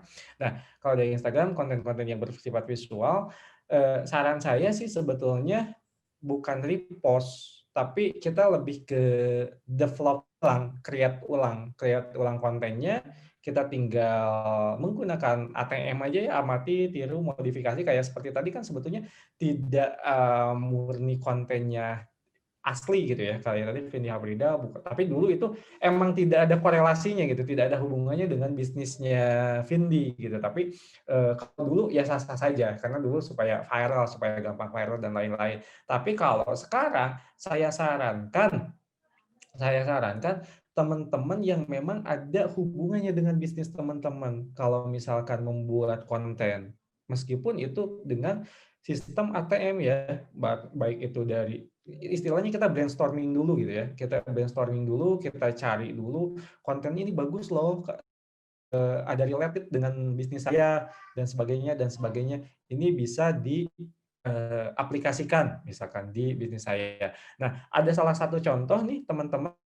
Kalau misalkan teman-teman nanti mau ngintip iklan kompetitor itu seperti apa, Mas Toha kalau misalkan pernah tahu juga, kalau misalkan belum tahu juga akan saya coba share screen ya. Ada yang namanya Facebook Ads Library. Jadi ini untuk ngintip iklan orang sih sebetulnya. Ini untuk ngintip iklan orang. Saya akan coba demo aja di sini. Jadi ada Facebook Ads Library. Jadi kita bisa ngelihat konten orang nih di sini. Nah, apakah ini tuh bagus atau enggak? Kita juga nanti bisa mengukur sih sebetulnya. Oh, ini tuh kira-kira nanti kita masuk ke postingannya mereka atau ke fanpage-nya si kompetitor kita, engagement-nya di sana bagus atau enggak? Kan sebetulnya kalau per postingan itu masih kita bisa kelihatan dari luar ya, dari share-nya apa bagus atau enggak, komennya bagus atau enggak gitu, reaction-nya bagus atau enggak. Misalkan saya mau cek kopi kenangan. Saya mau cek kopi kenangan. Nah, mereka sedang melakukan iklan apa. Nah, ini kita bisa kelihatan. Tuh, kontennya kopi kenangan seperti ini, yang iklannya sedang jalan sekarang, misalkan ininya ada copywriting-nya, kita bisa belajar copywriting-nya dari sini. Nah, ini kalau ini memang diarahkan untuk apps install ya. Ini diarahkan untuk apps install, ini ke download, ini shop now juga, kayaknya diarahkan ke apps install. Tuh, diarahkan ke apps install. Jadi mereka memang user acquisition di apps install. Atau misalkan kita bisa mau nyari Brodo, misalkan mau nyari Brodo, konten-konten iklan Brodo itu apa, terus seperti ini kita bisa ngelihat gitu. Jadi nanti ngelihat engagement-nya di mana, kita masuk aja ke fanpage-nya Brodo, cari aja dengan search dengan copywriting ini nanti kita bisa implementasikan, tinggal di ATM aja. Amati, tiru, modifikasi ya. Tinggal amati, tiru, modifikasi. Jadi nanti kita boleh brainstorming dari manapun sebetulnya untuk pembuatan konten. Itu untuk yang pertama ya. Itu untuk jawaban yang pertama, pertanyaan pertama. Lalu bagaimana cara untuk membuat hashtag? Untuk membuat hashtag ada namanya kunjungi teman-teman ke situsnya Ninjalytics di sana. Ninjalytics. Sini coba saya share dulu ya. Nanti teman-teman silahkan saja diekspor itu untuk pembuatan hashtag ya. Tapi teman-teman juga harus membuat dulu username-nya dan lain-lain di sini. Ninjalytics. Ini untuk hashtag teman-teman Instagram akun. Oke. Ini silahkan nanti tinggal di research aja untuk mendapatkan hashtag yang tepat. Di sini juga bisa, TikTok juga bisa di sini juga, Instagram juga bisa di sini ya teman-teman. Nah, ini kita juga bisa melihat dari hashtag-hashtag kompetitor kita nanti. Seperti itu untuk jawaban Mas Toha. Ya, terima kasih Mas Ganjar. Ya, jadi udah jelas ya Mas Toha untuk bisa menggunakan di Facebook ada ad library ya, bisa lihat contoh iklan kompetitor, juga di Ninjalytics ya untuk cari hashtag yang tepat gitu yang bisa kita pakai juga. Nah, selanjutnya ini juga ada pertanyaan yang sudah masuk ke tempat kita. Oh, ada Mbak Yunita Maya dari Bengkulu. Pertanyaannya, sebenarnya iklan di Instagram Ads itu ngaruh nggak sih? Soalnya saya sudah 2 kali coba nggak pengaruh. Followers nggak nambah dan penjualan juga masih sama saja nggak berubah. Tipsnya apa? Atau ada solusi lain untuk nambah followers atau nambah banyak customer yang beli? Oke, sebetulnya saya harusnya nggak bahas ads ya, sebenarnya nggak harus banyak ads, cuman karena pertanyaannya memang ads, oke saya akan bahas langsung jawab aja. Nah, pertanyaan dari Mbak Yunita di Bengkulu, sebenarnya iklan di Instagram Ads itu ngaruh atau enggak sih? Nah, yang saya jadi sebetulnya saya harus nanya dulu nih ke Mbak Yunitanya. Mbak Yunita placement-nya dari Instagram-nya langsung, dari Instagram device-nya langsung, atau dari Facebook Ads Manager? Ya, kalau misalkan dari Instagram device-nya langsung, sebetulnya itu pengaruhnya hanya untuk engagement saja. Pengaruhnya hanya untuk engagement saja. Perlu apa enggak kita placement dari device-nya gitu ya? Atau misalkan kalau sekarang sudah bisa dari dashboard ya, dari dashboard Facebook, boost ads Instagram, sebetulnya kita udah bisa promote juga akun konten-konten yang ada di sana. Nah, kalau misalkan dari sana kebutuhannya sebetulnya kayak meningkatkan video views-nya saja, meningkatkan engagement saja. Ngaruh atau enggak ke penjualan? Ngaruh atau enggak ke penjualan? Nah, ini pertanyaan bagus. Kalau Mbaknya pengen ngaruh ke penjualan, Mbak memang harus menggunakan Facebook Ads Manager ke depannya. Harus menggunakan Facebook Ads Manager. Tidak bisa terus-menerus menggunakan dari device-nya. Karena device itu tidak bisa custom audience. Tidak bisa lookalike audience. Nah, kebutuhannya adalah kita meningkatkan engagement nih nanti. Biar lebih jelas akan coba saya open dashboard aja ya. Teman-teman, ini supaya lebih enak aja dilihatnya. Nah, kalau teman-teman pengen jauh lebih enak, teman-teman kan bisa menggunakan ini nih. Saya langsung masuk ke audiensnya aja ya, ke audience. Jadi di sini nanti kita nge-retargeting lagi. Jadi iklan-iklan yang konten-konten yang sudah jalan nih di Instagram. Nah, saran saya konten yang di Instagram itu bukan hard selling gitu, tapi lebih ke awareness aja. Misalkan menggunakan video atau misalkan kontennya memang yang mengenalkan produk kita, di sana pure itu aja gitu ya. Nah, lalu selanjutnya nanti teman-teman kemana? Teman-teman bisa menggunakan custom audience ya, Mbak Yunita nanti bisa menggunakan custom audience. Bisa kalau misalkan kontennya video, Mbak Yunita bisa menggunakan video. Facebook Search menggunakan video di sini. Nah, nanti choose video. Nah, videonya yang berapa? Orang yang sudah nonton video saya berdurasi 95 menit misalkan. Ini tinggal dipilih saja, nanti source-nya videonya dari mana? Choose video lagi, videonya video yang mana? Dari fanpage kah? Atau dari Instagram kah? Nanti kita tinggal cari juga gitu, kebutuhannya dari mana? Dari Facebook misalkannya, atau dari Instagram, seperti ini. Nah, ini adalah kebutuhannya. Jadi, kan kita ngiklanin dulu dari device nih. Wah, udah banyak kan. Misalkan kita sudah mendapatkan data orang-orang yang nonton 95% video kita. Nanti di custom audience lagi gitu. Jadi, ada funnelingnya, Mbak, sebetulnya. Ada funnelingnya untuk iklan ya. Ada funnelingnya untuk iklan. Atau misalkan di sini juga kita menggunakan Instagram account. Instagram account. Nah, di sini dari Instagram account tuh apa aja. Nah, kita juga cari juga nih, eventnya apa? Eventnya apa di Instagram account? Ada everyone who engage with your professional account. Orang-orang yang memang engage dengan account kita. Atau misalkan ada lanjutannya, anyone who visit your professional account. Orang yang datang aja, yang visit, yang masuk ke profile Instagram kita. Atau people who engage with any post or ad gitu ya. Jadi ada engagement dengan postingan kita atau dengan konten yang kita iklankan di sana. Nah, inilah pentingnya konten-konten yang tadi. 3 jenis konten yang tadi itu keperluannya itu sebetulnya untuk ini. Untuk kita mendapatkan data. Jadi kita tuh di awal tuh kalau teman-teman digital marketer kan biasanya membaginya ke dalam 3 tahapan traffic ya, 3 temperatur traffic. Ada cold traffic, ada warm traffic, ada hot traffic. Traffic dingin, traffic hangat, traffic panas. Nah, pertama di saat kita ngiklan itu kita masih ada di posisi cold traffic. Di posisi traffic dingin.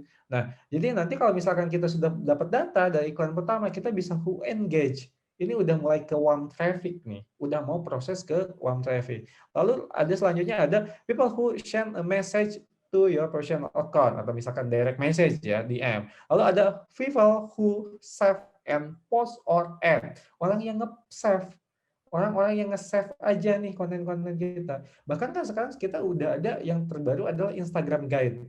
Nah, itu kita bisa nge-share lagi, bisa tambah lagi engagement. Jadi fungsinya dari Instagram itu kita mendapatkan dulu engagement, selanjutnya kita harus menggunakan iklan, menggunakan Facebook Ads Manager atau Business Manager ya. Nah, retention-nya juga kita bisa putuskan nih. Kita mau nge-reminder orang-orang yang sudah ngiklan udah visit ke profile kita katakanlah ya. Saya mau ngambilnya profile visit ke kita. Itu selama berapa hari? Misalkan selama 30 hari, selama 45 hari dan lain-lain. Ini jadi kebutuhan. Setelah tahapan ini kemana? Gitu. Kalau teman-teman mainnya di Pixel nih, kalau main temannya di Pixel, nanti bisa ke event manager kan. Orang-orang yang sudah conversion dan sebagainya atau orang-orang yang masih nyangkut di add to cart nih. Jadi add to cart kan orang belum melakukan transaksi sebetulnya, dia baru nyimpan aja di sana. Itu perlu di reminder lagi. Biasanya remindernya berapa? Kalau saya biasanya 7 hari reminder. Setelah 7 hari misalkan dia tidak transaksi, ya udah nggak jadi masalah. Tapi dia secara data sudah masuk gitu. Itu dulu masih menggunakan Pixel. Nah, kedepannya kita tidak akan bisa menggunakan konsep seperti itu lagi di Pixel. Dulu kan itu membacanya, Pixel itu membaca dari cookies browser ya. Tapi dengan Facebook Conversion API, nanti kita kayak manually untuk nyimpen data di servernya kita. Seperti itu mungkin jawabannya. Ini agak panjang sih ya sebetulnya kalau ads, tapi ini secara selintas itu seperti itu. Lalu misalkan kenapa followernya nggak ada pertumbuhan, nggak growth dan lain-lain, mungkin Mbak harus diperbaiki dari sisi kontennya juga ya. Saran saya Mbak harus diperbaiki dari sisi kontennya juga, misalkan jadi dari kontennya memasukkan 3 jenis konten yang tadi. Sekali-kali kita bikin aktivasi atau giveaway ya di akunnya. Seperti itu, Mbak Yunita dari Bengkulu.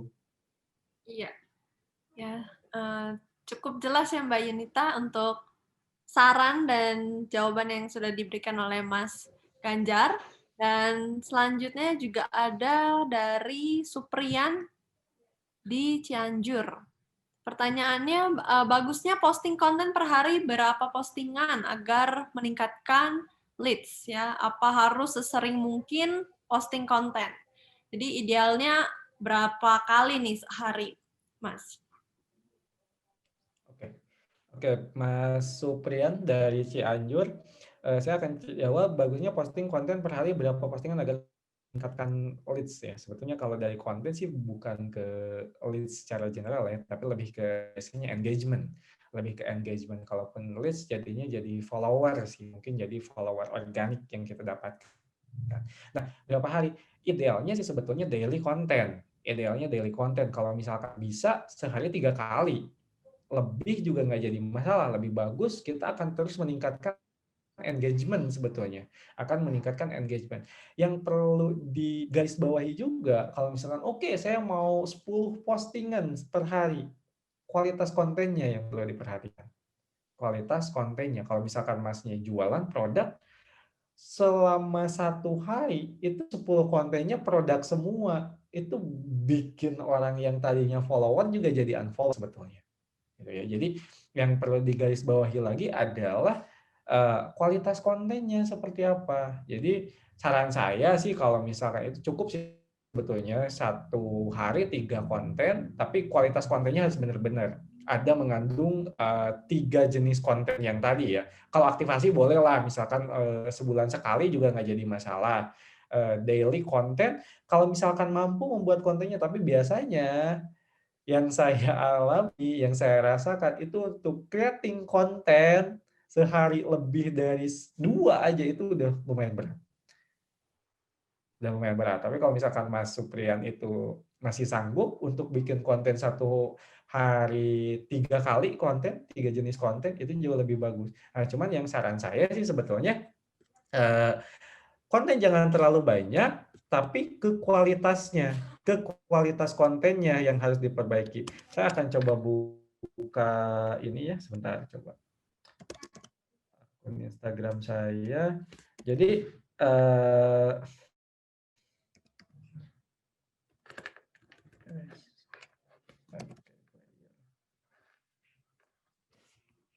sebentar ya, coba saya share Instagram saya.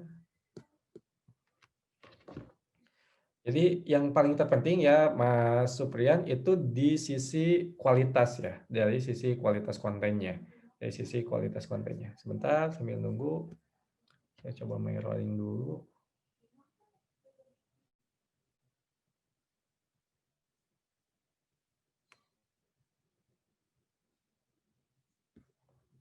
Oke.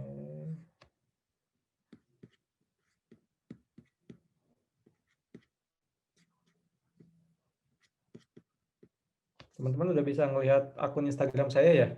Handphone saya, device-nya udah kelihatan ya? Ya, sudah Mas. Oke, nah jadi misalkan, nah ini adalah salah satu contoh konten microblogging teman-teman. Nah ini sekarang tuh trennya adalah lagi di sini. Jadi lagi di konten-konten microblogging seperti ini. Ini teman-teman bisa membuat carousel. Nah ini bermanfaat buat orang. Jadi orang mau nge-share, mau nge-save gitu. Nah lalu juga nanti ada fasilitas terbaru nih dari Instagram Guide. Jadi kita bisa membuat guide di sini dari tempat, dari shop, dari jenis makanan, dari postingan, atau dari dari konten-konten yang kita share. Nah ini Instagram Guide ya. Ini untuk Instagram Guide. Nah ini Instagram Guide. Lalu juga teman-teman juga bisa membuat Instagram seperti ini nih, Instagram Shop atau tag ya. Yang tag-nya ini untuk jualan sih bagus banget Instagram tag, tapi syaratnya teman-teman harus memiliki landing page atau website untuk bisa pengajuan Instagram tag seperti ini. Seperti ini bisa view on website, jadi kita bisa tag ya teman-teman di sini.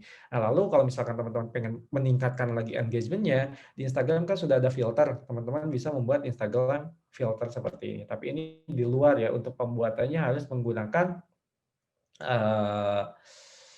apa namanya? Saya Spark AR, menggunakan Spark AR di sini. Jadi jenis-jenis konten di Instagram sebetulnya banyak banget, ada feed, ada IGTV, ada guide, ada ini ya, ada shop, dan ada Instagram filter. Seperti itu Mas, siapa tadi lupa saya namanya? Mas Mas Supriyan. Mas Supriyan ya. Apa selalu mungkin ya, itu tergantung ya kualitas kontennya sih sebetulnya. Iya. Dan ini ada 3 pertanyaan terakhir ya Mas, karena kita waktu juga udah Oke, Mbak. makin malam. Ini pertanyaan dari Anissa Nur dari Surabaya. Bagaimana membuat copywriting yang menarik ya, atau langkah-langkah membuat copywriting yang mudah dipahami orang ya. Tadi juga udah dijelaskan sama Mas Ganjar sebenarnya ya, dapat melalui storytelling juga ya. Jadi ada selain dari storytelling gitu, mungkin apakah ada tips yang lain Mas biar orang itu nggak langsung skip ya, 3 detik pertama itu langsung tertarik gitu untuk membacanya. Ya. Nah, teman-teman juga bisa mungkin tadi lihat ini ya, lihat di slide saya. Tadi di slide saya, coba yang ini deh, saya buka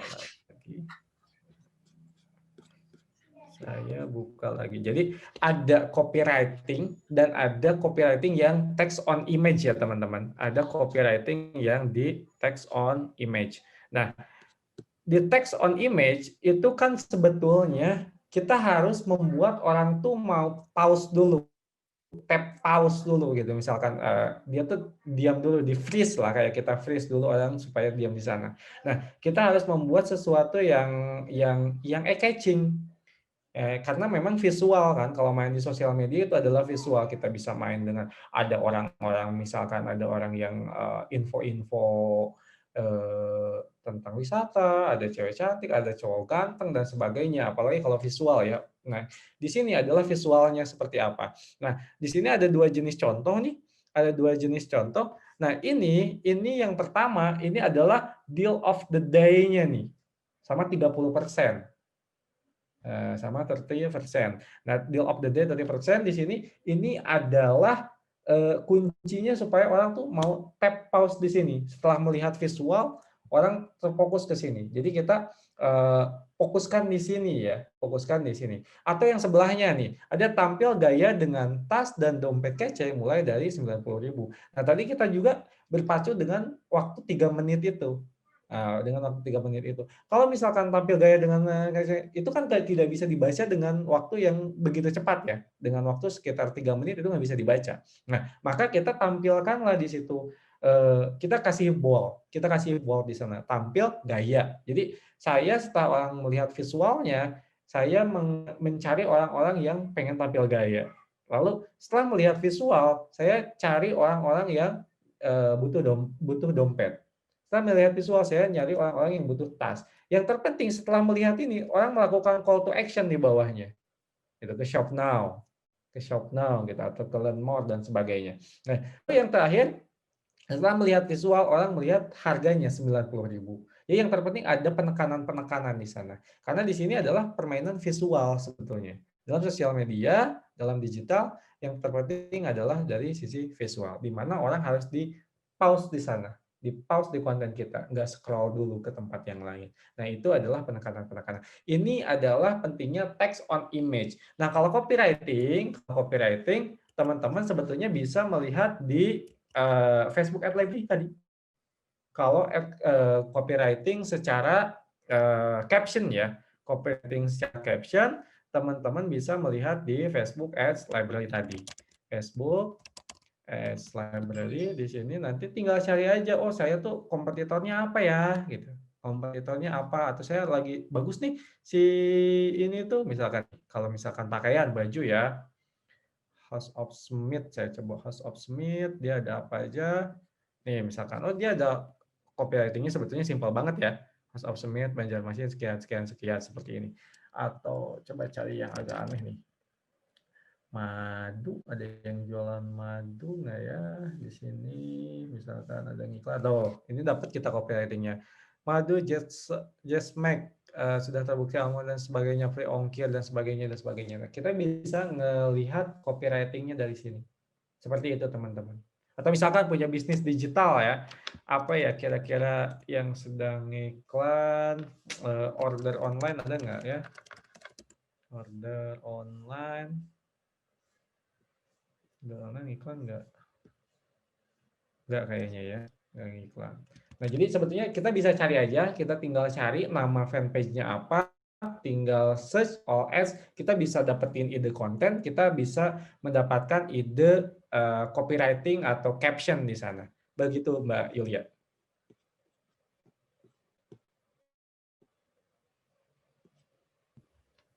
Ya, selanjutnya pertanyaan dari Aulia Julian ya, di Tangerang Selatan. Berapa besar kemungkinan pembeli yang akan didapat gitu jika menggunakan cara giveaway ataupun endorse gitu? Kira-kira ada persentasenya kah atau gimana, Mas? Oke. Giveaway atau endorse ke pembelian ya? Atau Ya. gimana? Ke sales ya, ke sales. Nah, ya. Giveaway itu sebetulnya korelasinya bukan dengan pembelian sih biasanya, tapi itu lebih ke user acquisition atau follower growth dan sebagainya. Nah, berapa persentasenya itu tergantung effortnya. Saya sudah lama banget handle beberapa brand, netizen atau calon-calon follower, calon-calon customer kita di Indonesia itu, kalaupun kecuali kalau misalkan ya udah hadiah dari giveaway-nya adalah iPhone 12 misalkan ya, iPhone 12 Pro Max. Nah, itu nggak jadi masalah, mereka melakukan effort dan lain-lain nggak jadi masalah. Tapi kalau misalkan hadiahnya cuma saldo GoPay 250.000 katakanlah ya, kan sebetulnya ya lumayan saldo GoPay 250.000. Mereka di saat kita membuat giveaway, tapi jangan buat effort yang berlebihan. Jangan buat effort yang berlebihan untuk si follower kita. Kita bikin supaya engagement aja gitu. Komen aja di bawah gitu. Kalau misalkan supaya komen mau nggak jadi masalah. Sebetulnya dari komen mau itu dari komen itu kepentingannya kita dengan giveaway apa? Kepentingannya kita dengan giveaway adalah kita mendapatkan new follower atau user acquisition yang kemungkinan besar di masa yang akan datang itu jadi calon customer kita. Yang pertama adalah itu. Yang kedua, yang instannya kita mendapatkan engagement dari mereka. Di saat kita mendapatkan engagement dari mereka, si orang yang ikut giveaway ini kan punya follower tuh. Ada yang 100, ada yang 200. Yang karakteristiknya memungkinkan dengan konten kita akan masuk di explore-nya follower-followernya mereka. Seperti itu. Itu adalah instannya. Tapi kalau misalkan ininya adalah ke aset digitalnya, jadi ke user dan lain-lain. Nah, itu untuk yang pertanyaan yang pertama. Lalu yang pertanyaan yang kedua itu dari influencer ya tadi ya kalau nggak salah. Di endorsement. Ya, endorsement.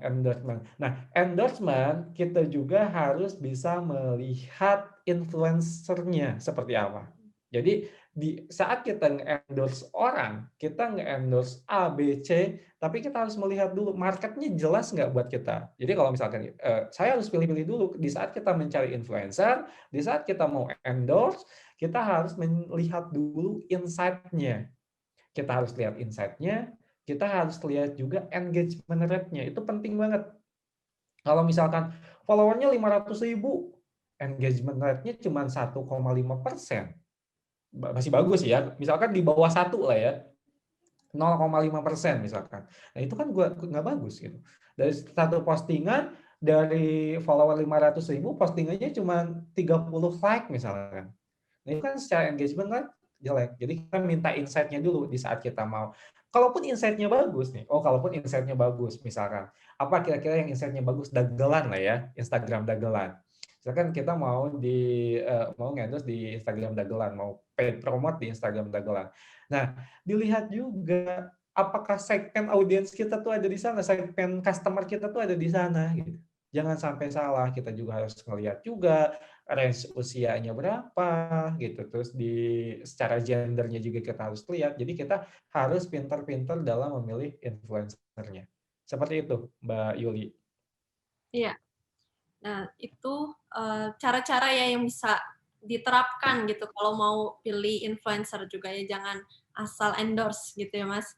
Jadi benar-benar dilihat, betul. Di riset ya, lakukan research yang banyak gitu. Nah, pertanyaan terakhir nih Mas, dari Latifatul Asna, asal Jepara ya. Nah, apa yang harus dihindari dalam pembuatan konten di sosial media gitu? Apa yang harus dihindari dari pembuatan konten di sosial media? Ya. Nah, sebetulnya sih ya, kalau yang harus dihindari sih sebetulnya kebalikannya dari tadi aja sih sebetulnya, dari konten-konten misalkan, terutama di konten produk ya, terutama di konten produk jangan asal-asalan foto produk gitu. Teman-teman jangan asal-asalan foto produk, misalkan produknya baju asal jepret foto. Ya, teman-teman harus bikin yang sedikit estetik gitu, dibikin estetik, apalagi kalau misalkan memang siap untuk membuat konten yang menyampaikan storytelling, itu jauh lebih bagus ya. Yang pertama. Terus repeat konten jangan terlalu retensinya jangan terlalu dekat. Misalkan dalam sebulan ini tuh saya tuh punya konten tuh yang seperti ini, tapi ini tuh diulang dalam waktu berdekatan, retensinya dekat. Repeat konten sih sebetulnya boleh jadi masalah, tapi retensi waktunya itu agak berjauhan. Ya pasti kita mengalami dengan stuck konten ya. Waduh, saya posting apa lagi ya gitu. Nah, jadi repeat konten itu harus dilihat juga dari retensi waktunya. Ya, tadi ada kelewat satu. Jadi kalau misalkan di feed teman-teman itu boleh seminggu sekali minimal ya, seminggu sekali teman-teman boleh update di feed. Tapi di Instagram Story diusahakan teman-teman ada update setiap hari. Instagram Story diusahakan ada update-nya setiap hari. Mau apapun itu, teman-teman. Mau desain grafis ya, mau berbentuk grafis, mau cuman jepret foto. Misalkan teman-teman punya bisnis kedai ya, punya kedai bakso dan sebagainya. Activity hari ini nih tempat bakso saya tuh yang banyak yang lagi ngantri, abang-abang Gojek misalkan, abang-abang Gojek lagi ngantri banyak banget. Nah, jadi kalau di Instagram Story itu bebas kita explore semau kita. Diusahakan Instagram Story itu selalu ada updatean setiap hari.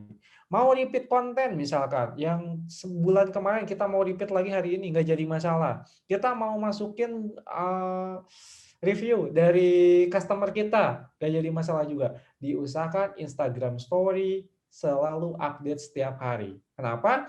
Karena itu juga sangat bagus engagement-nya sebetulnya teman-teman. Kalau engagement-nya itu sangat bagus sekarang. Kalau untuk mengarahkan traffic, memang ada penurunan dari Instagram Story, terutama yang ads ya, terutama untuk yang ads itu ada mengalami sedikit penurunan.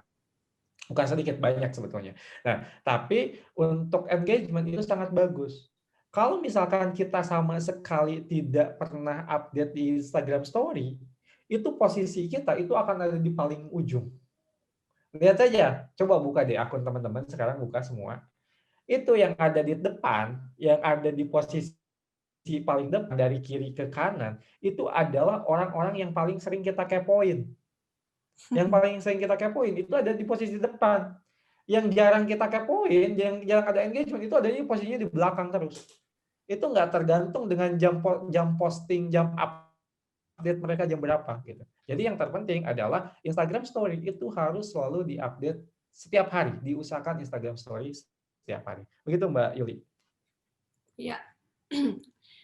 Nah, jadi kalau di Instagram Story ya setiap hari diusahakan ya. Karena orang-orang zaman sekarang juga lebih seringnya lihat Instagram Story ya daripada lihat feed sebenarnya ya. Instagram Betul, Story ya betul. langsung Lebih senang scroll ke kiri ya dibanding ke bawah, ke atas, ke bawah. ya betul ya, jadi langsung geser untuk langsung ke next story. Langsung geser. Oke. Betul. Terima kasih banyak untuk Mas Ganjar untuk materinya, pemaparannya, Sama-sama. juga sesi Q&A yang jawabannya juga sangat detail, dan harapannya dengan adanya webinar ini dapat memberikan pencerahan kepada teman-teman semua yang memiliki bisnis online ataupun yang baru akan mulai gitu ya, baru mau brainstorm idea gitu. Dan terima kasih teman-teman yang sudah bergabung sampai ini jam 10 kurang 15 ya, masih semangat, luar biasa semangat untuk belajar, nambah ilmu ya, walaupun udah malam. Dan kita akan ketemu lagi di webinar-webinar selanjutnya. Juga kalau misalnya teman-teman mau bergabung dengan grup Telegramnya Mas Ganjar, silahkan, atau di grup Telegram Generasi Digital ya, grup Telegram Radar Digital Development, juga silahkan bergabung, dan kita akan beritahu info untuk webinar selanjutnya dan juga Q&A tentang digital marketing gitu ya. Dan terima kasih sekali lagi, sampai jumpa di lain kesempatan di webinar berikutnya ya. Selamat malam dan jaga kesehatan ya, stay safe karena masih COVID-19 ya. Terima kasih Mas Ganjar. Sama-sama Mbak Yuli, teman-teman semuanya. Terima kasih. Oke, saya pamit. Dadah. Ya.